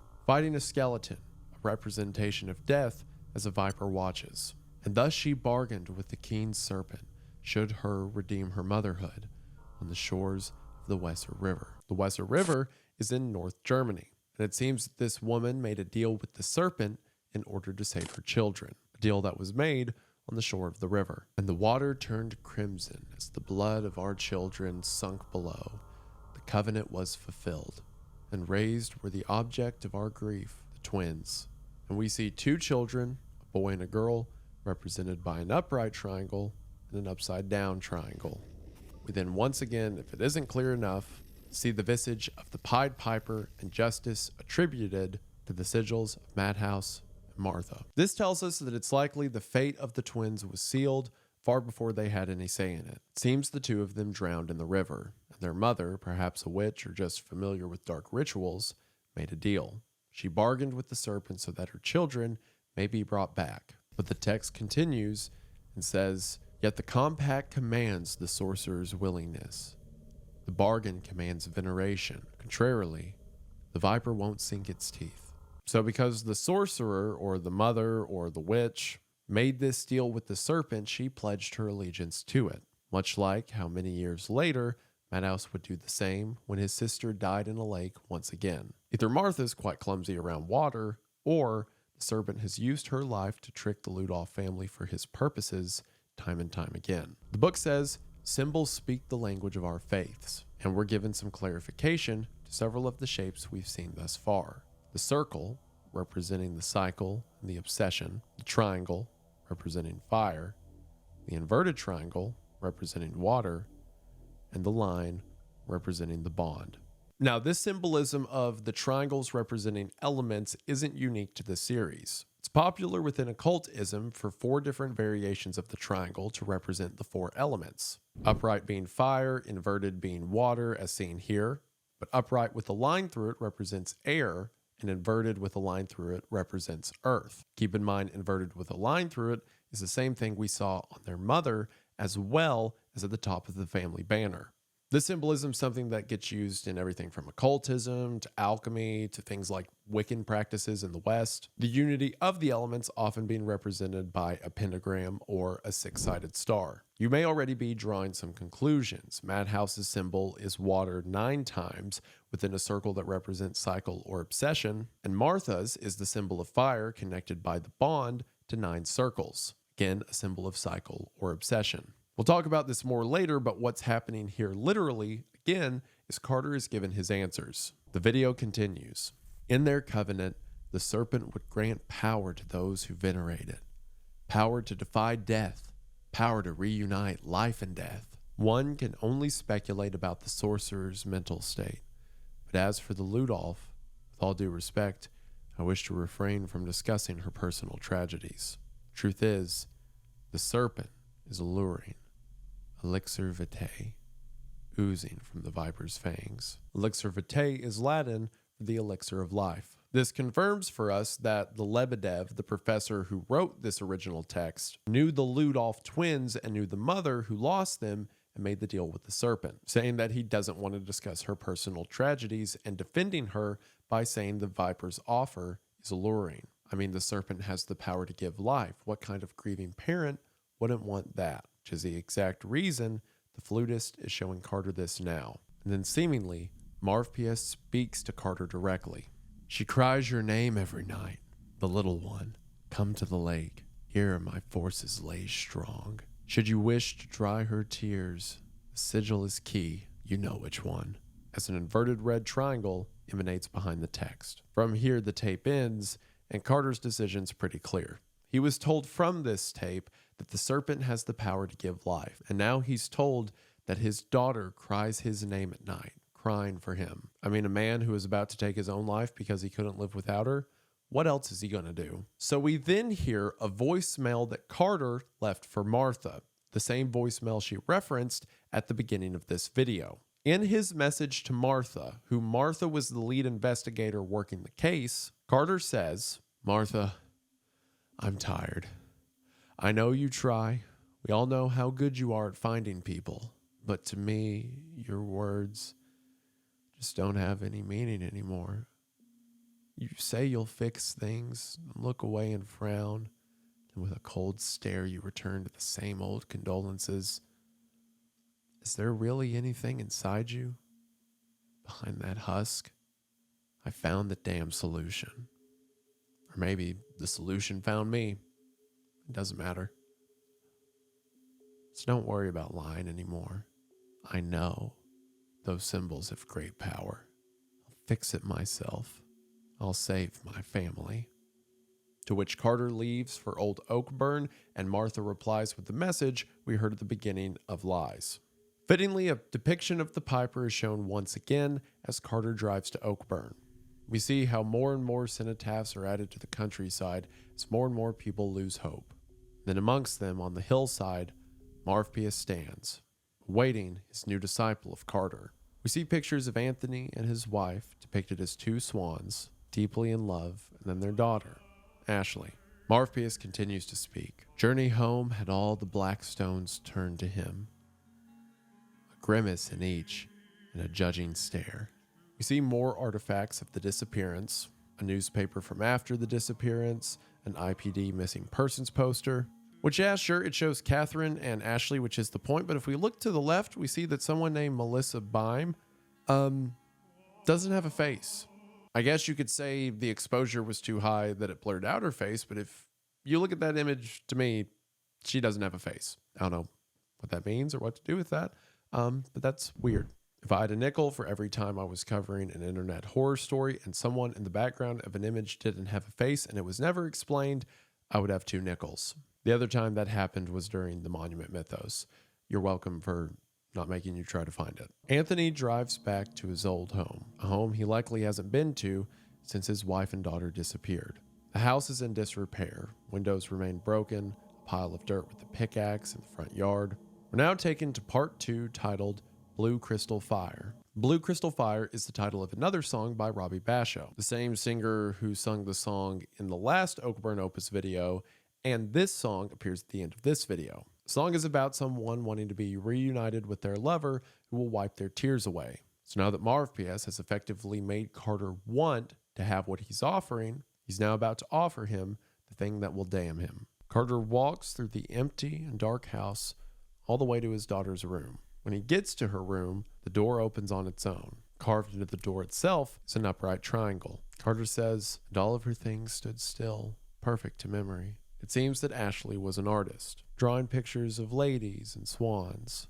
He looks down at her desk, and while the main thing we see is a journal with the swan in front of it, I also want to point out the wolf plushie to the left. For one, the wolf symbols come up a couple of times. On the Ludolf family banner, there were 2 wolves shown at the base of it, possibly representing the twins. And John Doe described Marv Pius as lichen-shaped or wolf-shaped. But on a sweeter note, or more tragic note, I want to point out that the wolf plushie we see here is the same plushie next to Carter's television when he was watching the tape earlier, meaning that one of the only memorabilia of his daughter that he had with him was the matching wolf plushie. Perhaps the plushie he gifted her one year as a father and daughter thing. Her plushie now sitting on the desk watching him as he opens her notebook. The next segment of the video being from that same notebook, or Ashley's diary, taken October 1997. From the 3rd to the 7th of October, we hear about events that we've heard some depiction of up until now, but this time with Ashley's illustrations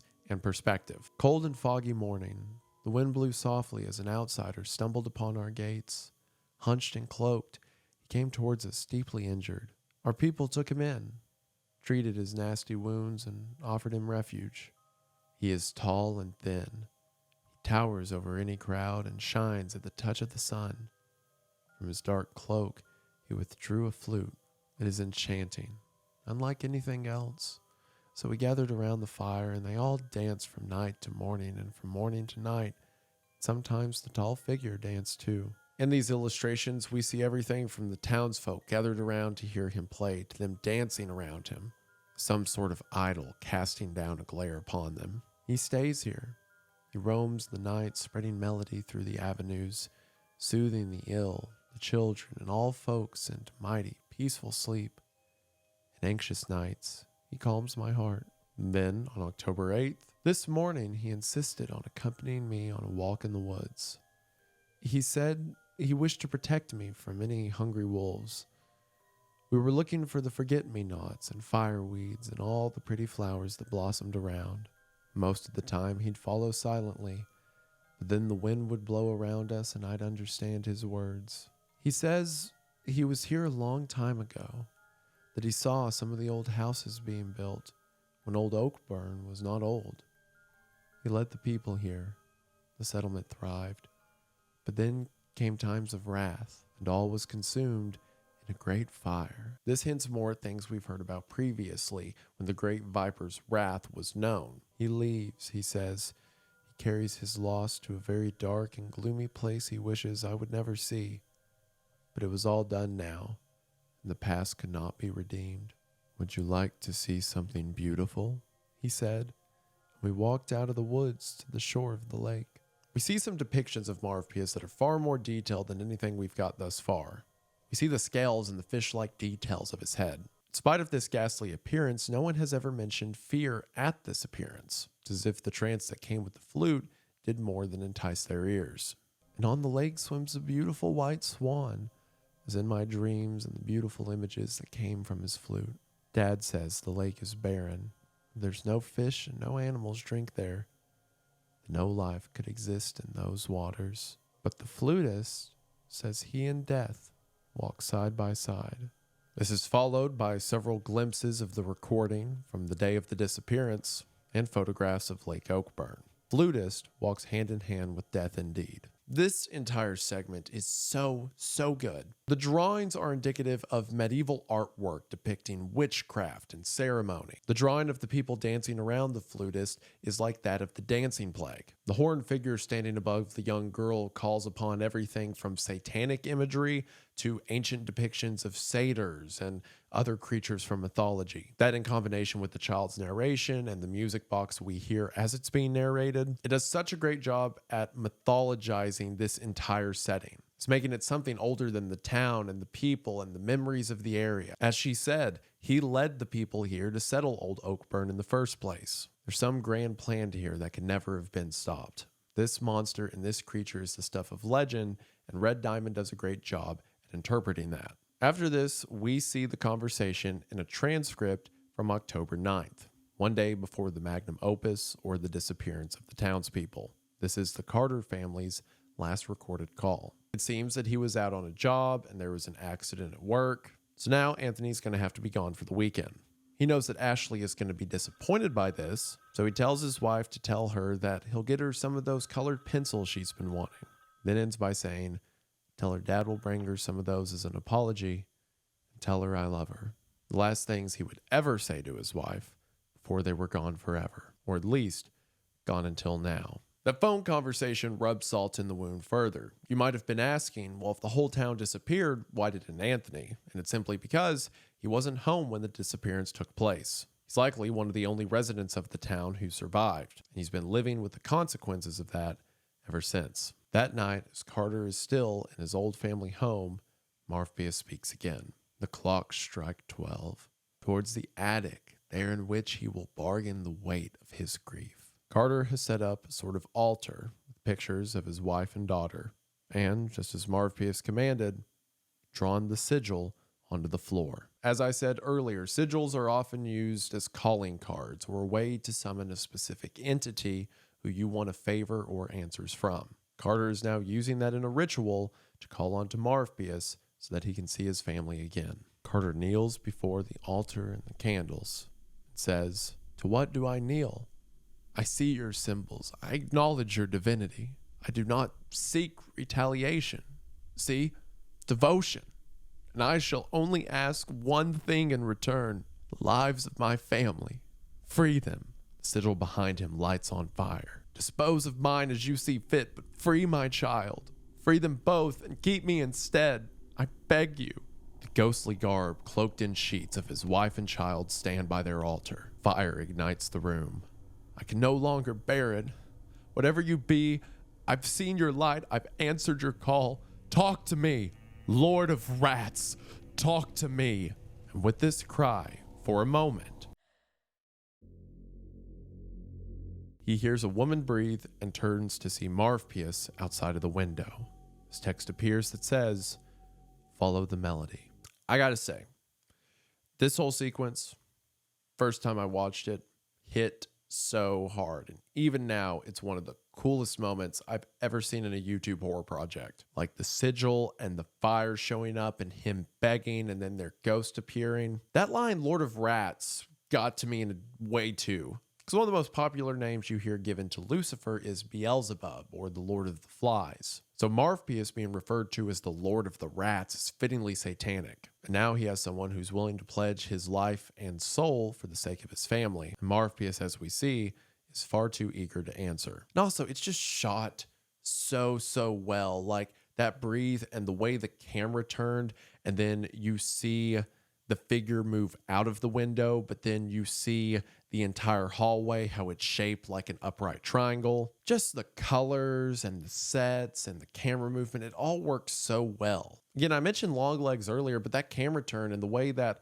a lot of the scenes, especially in Lies, are framed, almost feels like a Wes Anderson flick. The way the camera is so impartial to the setting and just rotates on a tripod. And again, I know a lot of these sets are digital, but it's the cinematography style that the digital landscape is invoking. And it does such a great job at establishing a dreamlike quality to the scares we're seeing. Again, Red Diamond is such a talented filmmaker, and he's doing this whole thing by himself. As Anthony makes his way to the lake, Morpheus continues.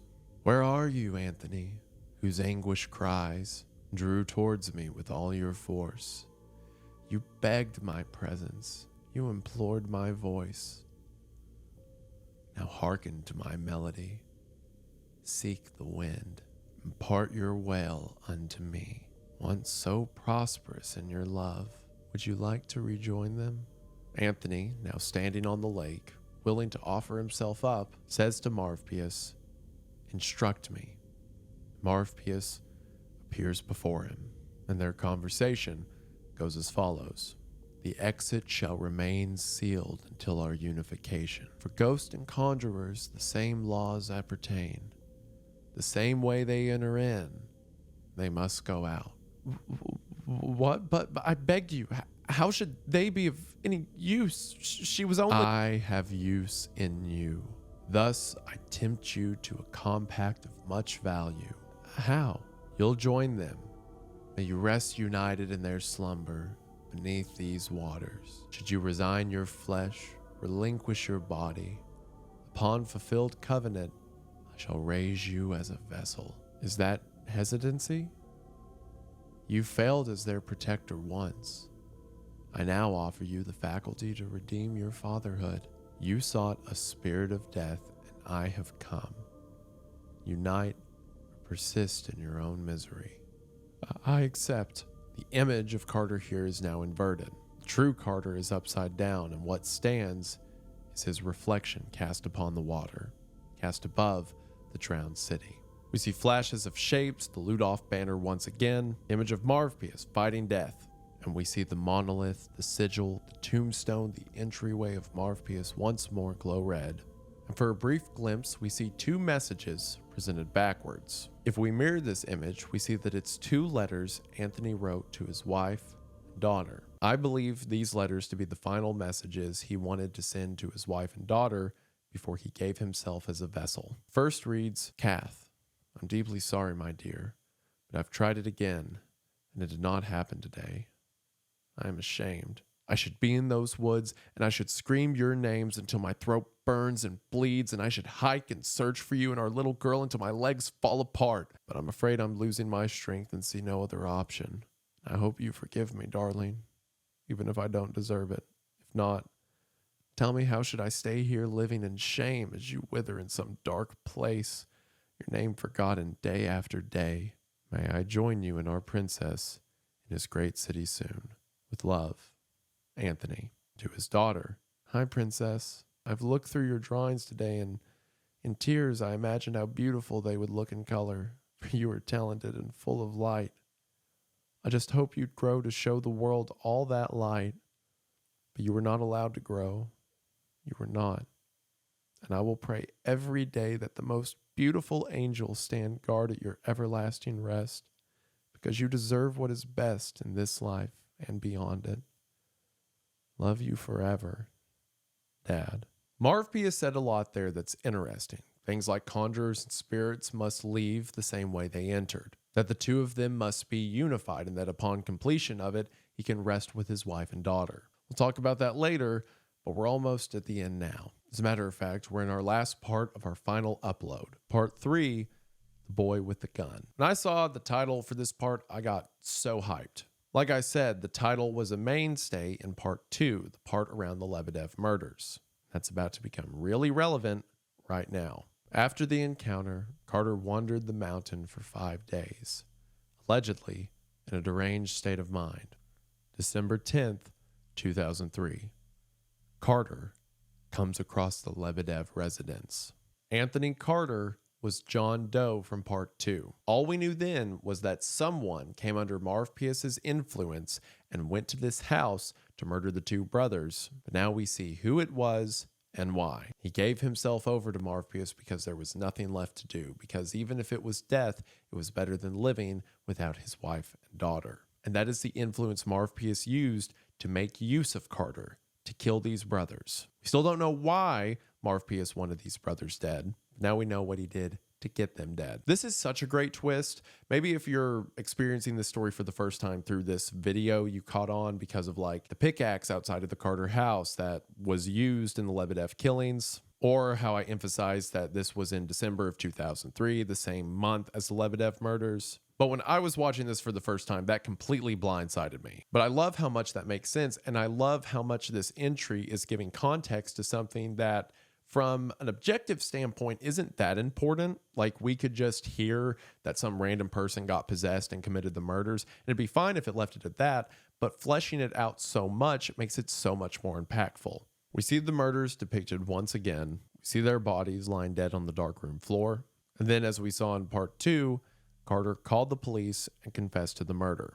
But now with this context, we know that Martha was speaking to Carter before the murders took place, leading to her text here that says, "What have you done?" So from her perspective, Carter called her and said that he was going to follow the flutist. She couldn't get a hold of him, and then he calls the police and said he was the one that killed the Lebedevs. We then see more photographs and illustrations of the murder. So the text says, "What will it be then, Martha?"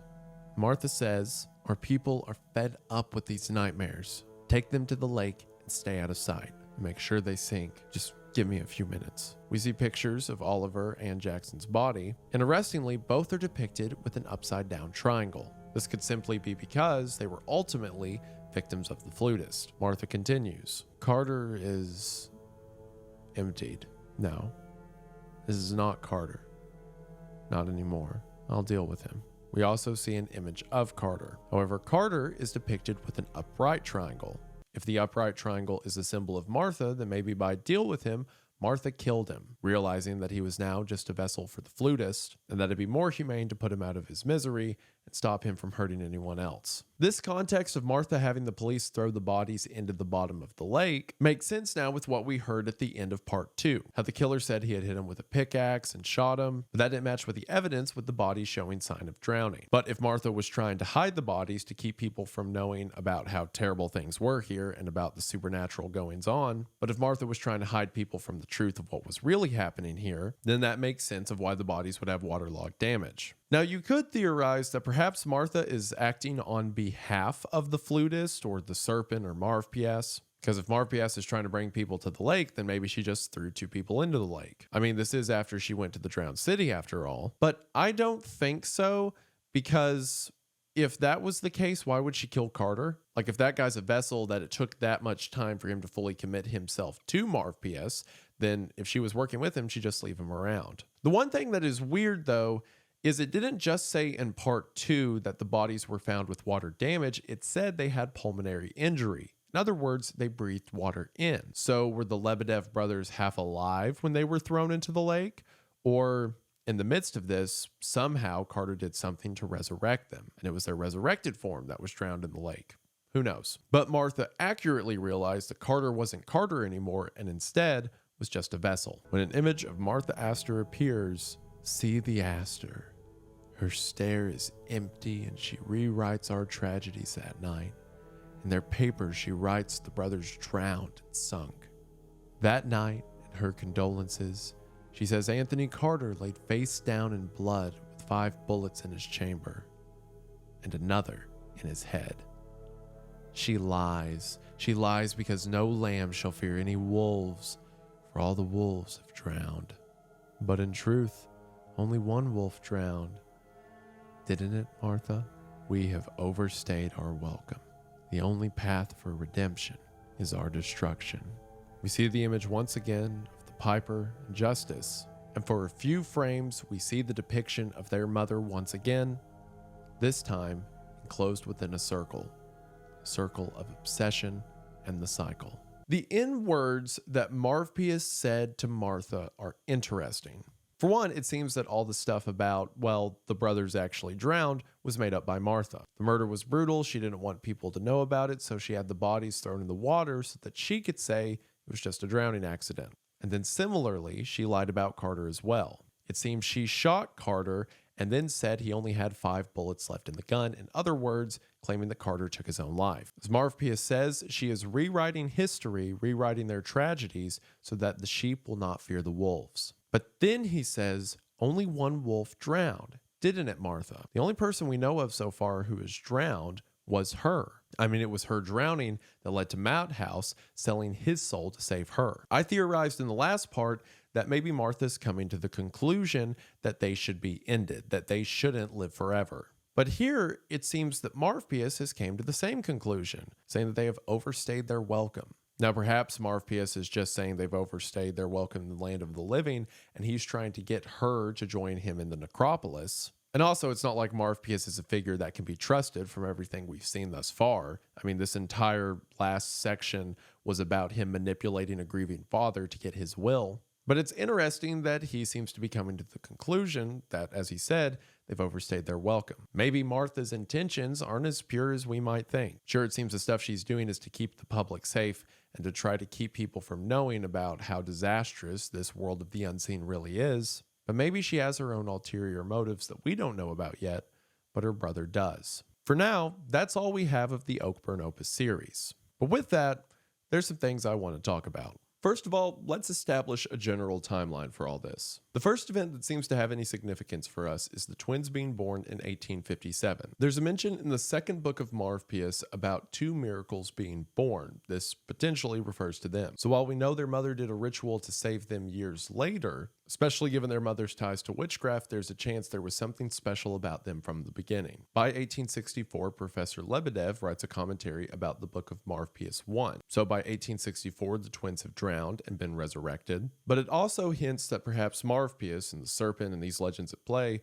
are much, much older than our story. Then in 1897, when Martha is killed again, Madhouse makes the bargain for his soul for her life, and on that, seemingly, he is transformed into Marv Pierce, or the flutist, and Old Oakburn is founded. From there, supernatural findings become regular in the area. In the 80s, we have events like the Circles and the Starving Five. Also, during this time, Martha was living in the town and seemingly married a local. Someone who was so local, in fact, that his brother, Gary Astor, lived in the town as well. However, both of them, as we saw, were killed or consumed by supernatural forces. In October of 1997, the flutist arrives at Oakburn and entices everyone with his flute. By the end of the month, all 1,034 residents would disappear. By 2002, Martha has become a detective and decided to travel alone to Old Oakburn. It's there that she visits the drowned city, speaks to her brother in the form of the flutist, and then leaves with this newfound knowledge and seemingly a desire to stop this from happening. 1 year later, in 2003, Marv Pierce seduces Carter to give himself as a vessel, and then that vessel is used to kill the Lebedev brothers, a murder which Martha hides from the community at large by staging it as a drowning accident. Then there's a huge gap in time, and we know that Martha's things were recovered in 2010, meaning sometime between 2003 and 2010, she must go missing. Perhaps returning to the drowned city as Marv Pierce wanted to do when he spoke through John Doe, or as we know now, Anthony Carter. Which, with this further context, the conversation from part 2 makes more sense. Because at the end of part 2, when Anthony Carter's possessed, he says the only reason he's speaking to Martha is to call her back to the drowned city. But we know from part 3, she's already seen the drowned city once in 2002. So it seems that after she left, Marv Pierce is now beckoning her to return. This might be because of what we see at the end of Lies, when Marv Pierce says they've overstayed their welcome. Perhaps Madhouse or Marv Pierce or whatever is speaking through this form at this point wants this cycle to end, but for some reason, Martha wants to see it through. We don't know enough about Martha yet to know her true motivations. Perhaps she is grief-stricken by the loss of her husband and the damage that these supernatural beings have brought upon the towns. Or perhaps she is overstaying her welcome and refuses to die. But like I said earlier, the flutist isn't one to be trusted. Which the flutist has an interesting title in himself, right? And that name, Marv Pierce. Well, out of any religion or cultist belief, there isn't a flute player named Marv Pierce, but there is one named Marcias. Marcias was a satyr, or in other words, a half-human, half-goat. Marcias was said to be he who invented the music of the flute. As legend has it, one day Athena, while playing the flute, an invention of the gods, saw that it made her cheeks puff up whenever she played. In disgust, she threw the flute away, to which it was found by a lowly satyr named Marcias. Marcias picked up the flute and became quite good at it, playing wherever he went, and those who would hear would learn of the flute. Marcias either became so great at this, or his ego became so large that he decided to challenge a god. So he goes to the god Apollo, known for playing the lyre, and Marcias says he can play the flute better than Apollo can play the lyre. So they have a competition on whatever terms Apollo wants, and as they're playing, they're both quite good. It seems to even be a draw. That is, until Apollo begins to sing as he plays. Something that, of course, a flute player can't do. In other renditions of the tale, Apollo asks that they play their instruments upside down. Again, something not great for a flute player. So Marsyas loses, and as punishment for attempting to challenge a god, Apollo has him skinned alive. Some renditions of the story, the skin is used to make a wine sack. To be filleted, he was tied to a tree near a lake, and then when they were done, Apollo turned the satyr into a stream, a living embodiment of water. In the Oakburn Opus series trailer that Red Diamond posted right before Lies came out, the opening snippet is a short summary of the Marsyas myth. So does this mean that Marsyas is the same satyr from Greek myth? I don't think so, but I think it's meant to invoke it. From what we know now, Marsyas is more an amalgamated form of fish and scale and horns and humanity, what little's left. But on first appearance, he certainly looks like a satyr, like a goat man. And a goat man that plays the flute is no incident. It clearly draws to the Greek legend. The takeaway most people have from the Marsyas legend is that of hubris. Marsyas thought himself so wise and so powerful that he could beat the gods at their own game. So perhaps something similar happened with Madhouse. We know that he and his sister from a young age were condemned to a supernatural future given their resurrection, but perhaps Martha turned away from this upbringing while Madhouse fell into it. After all, in the first book of Marsyas, we learned that the sorcerer has to be dedicated to the serpent, and that great power can come from this dedication. To cheat death and unite life and death, and what did Marsyas say to Ashley Carter on the banks of Lake Oakburn? That he walks hand in hand with death. So perhaps Martha tried to leave the life and Madhouse embraced his witchhood, ultimately making a deal that signed away his fate. Perhaps he thought himself powerful enough to best the serpent or to overcome this bargain, just as Marsyas thought he could outplay Apollo. That's not the only place in this series that symbols seem important. The most obvious one is the sigils. As far as I've been able to find, none of the Ludolf sigils match any real world or like occult belief sigils. There's a ton of sigils for different gods and spirits and entities, but the upside down triangles in the circle and the triangle with the 9 circles doesn't seem to be any of them. But we can put together what this sigil means based off stuff we see in the series. As I mentioned earlier, it's a practice within occultism for the triangles to represent different elements. And Madhouse fittingly has an upside down triangle representing water. This makes sense not only because Madhouse, now as Marsyas, is at the bottom of the drowned city, but also because, as I mentioned in the original Marsyas legend, he is ultimately turned into water. The elements can symbolize a ton of things in occultism, but water often symbolizes emotions. This might be fitting if Madhouse made an emotional decision when he lost his sister to sign away his soul and eventually the lives of thousands of people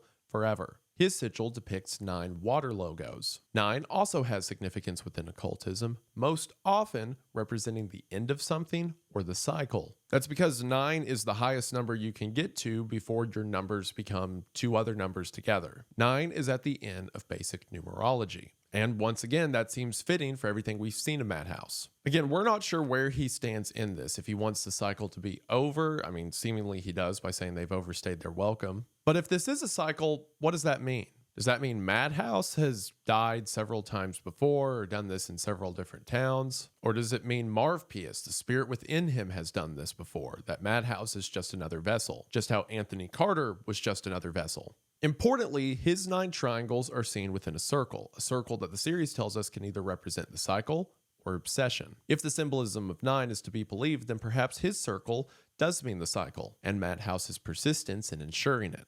Then we have Martha's sigil, one that began appearing all the way back in part 2. This symbol represents an upright triangle, or in other words, fire. Fire often represents purity, power, or strength. This idea of pure strength could be identified as justice, something that is fitting considering Martha's symbol on the family banner was that of justice. And again, Madhouse's was the Pied Piper, which, obvious symbolism is obvious. Pied Piper shows up to town, plays a flute, and all the kids disappear.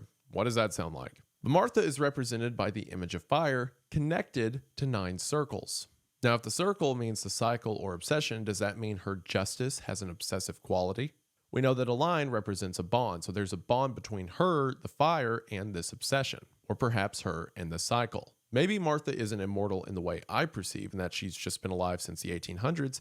Maybe she's died and been resurrected time and time again. Maybe through her own body, or maybe through rebirth. Either way, it's something that, according to Marsyas, needs to end. There's also a physical mention of 9 circles earlier. I believe it was in the book of 2nd Marv-Pius. Specifically, it's in the 10th stanza of the 2nd book of Marv-Pius where it says, "Roar the fire from 9 circles and let the water boil." Now, this roaming the fire from 9 circles is very indicative of Dante's Inferno, the idea of hell being broken into 9 parts. We haven't got a clear clarification, and we may never, as to what the nature of these supernatural beings is. If they are demonic, or if they're just spiritual, or some other supernatural or alien presence in a Lovecraft sense. You know, the idea that these are beings from dimensions we can't even comprehend. But if they are expressly demonic, then perhaps that's what the 9 circles refers to.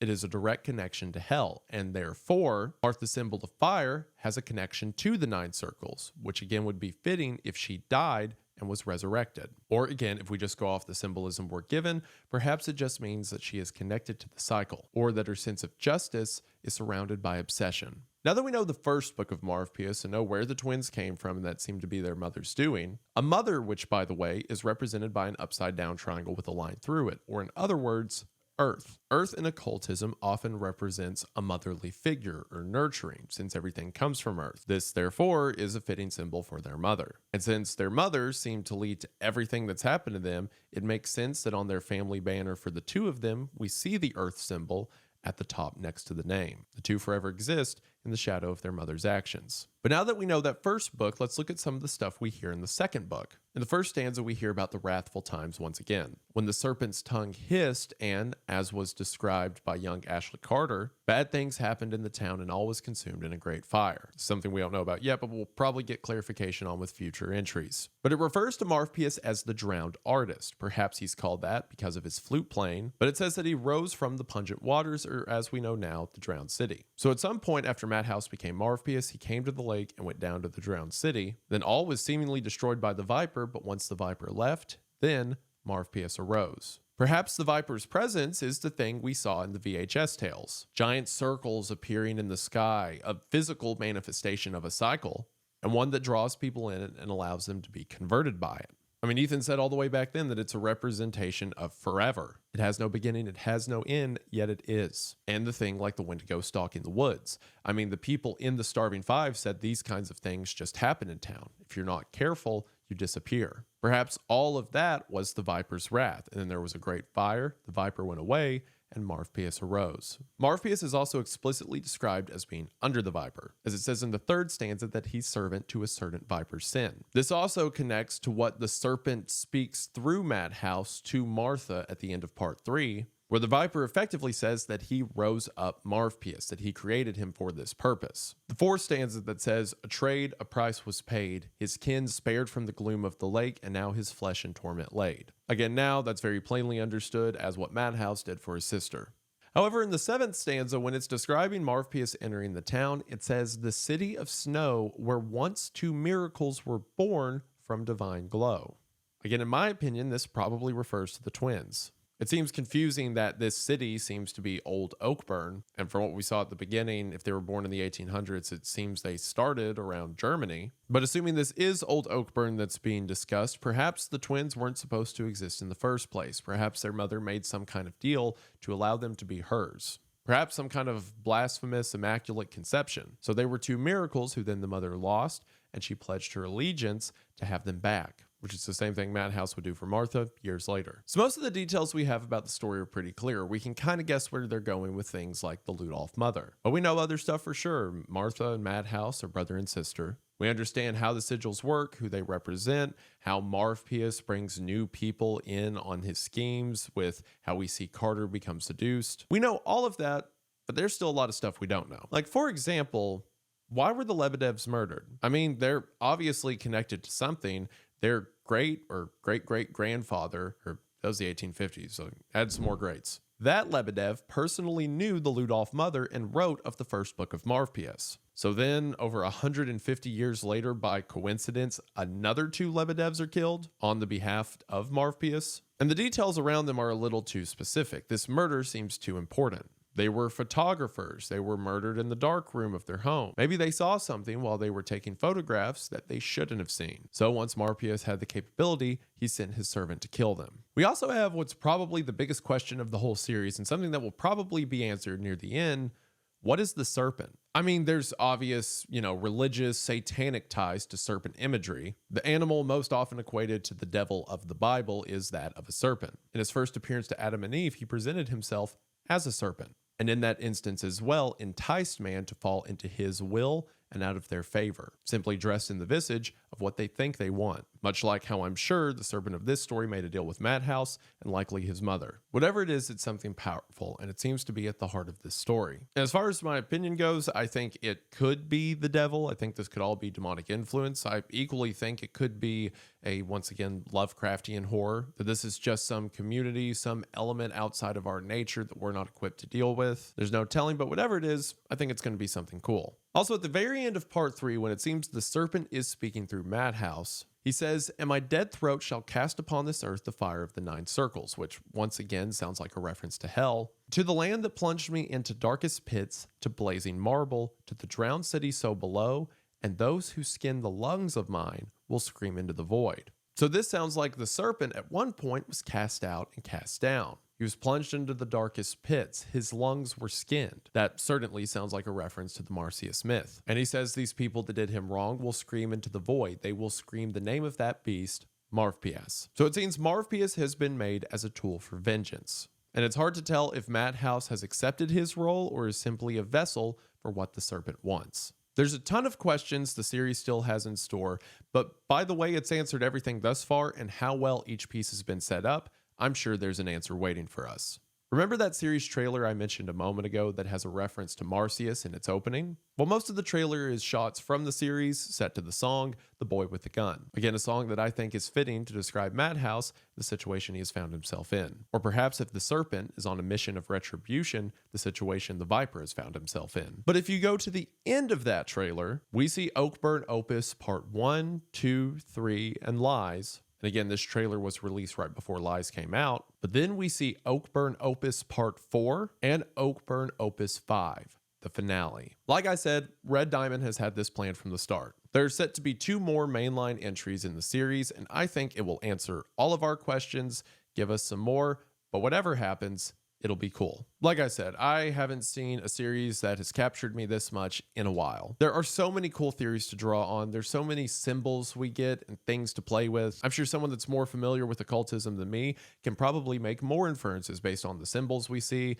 and things like the family banner. I'm sure there's a ton of cool Easter eggs in that. There's so much knowledge here that pieces itself together to create a satisfying narrative where we can clearly see there is an architect behind the scenes of it all, but he doesn't show his hand. The story never gets too excited and reveals its hand too early so that we know that it knows what it's doing. Instead, Red Diamond takes his time, paces it out, and because of it, the whole thing feels satisfying. Even if we don't have all our answers yet, the adventure to get there has been well worth our time. So once again, I cannot hype this series up enough. Go check it out in the description, subscribe to the Red Diamond channel, and also sign up to the Patreon if you can. Like I said, good artists need good support. This is an amazing horror project that I want to see more of, and hopefully you do too, and hopefully you enjoyed this video, and I just want to say thank you for watching. I had seen the Nexpo video on this, and it was, I think, when just part 2 was out, and I went and found the channel and saw there were more entries and was absolutely blown away by part 3 and Lies. I love this. I can't wait for more to come out. Red Diamond also announced on their Patreon that there would be another series, I believe called Nowhere Boulevard, that I don't think is going to have a connection to Oakburn Opus, but if this guy's making horror projects, I'm there for it. Also, if you want to know something even more depressing, if you look at his channel description, it says that he's 19 years old. First it was Alex, then it was Kane. There's all these children who are better at this than I will ever be. And that's great for them. I'm happy for them, but also, ow. But for real, support Red Diamond at the links in the description if you can. He certainly deserves it. Thank you guys for sticking around. Sorry for a lack of content at the beginning of the year. It's been a hectic time, as you can imagine. More videos will be on the way very soon, including some that you guys probably think I've forgotten about and have been requesting for a while. Thank you all so much for your support. Thank you for sticking it out with me into 2026. I can't wait to see what the year has in store for us, but I believe that should do it for now. Before I go, I just want to say thank you for watching. I hope that you enjoyed, and I'll see you in the next one. Bye! Also, I promise I do not just try to find scary things that relate to Christian imagery, right? I just look for scary things, and then all of the cool ones have that. And I didn't do it, and I didn't tell them to do it. That's just how the world works. Don't know what that says about the world or me or anything, but I'm not sorry.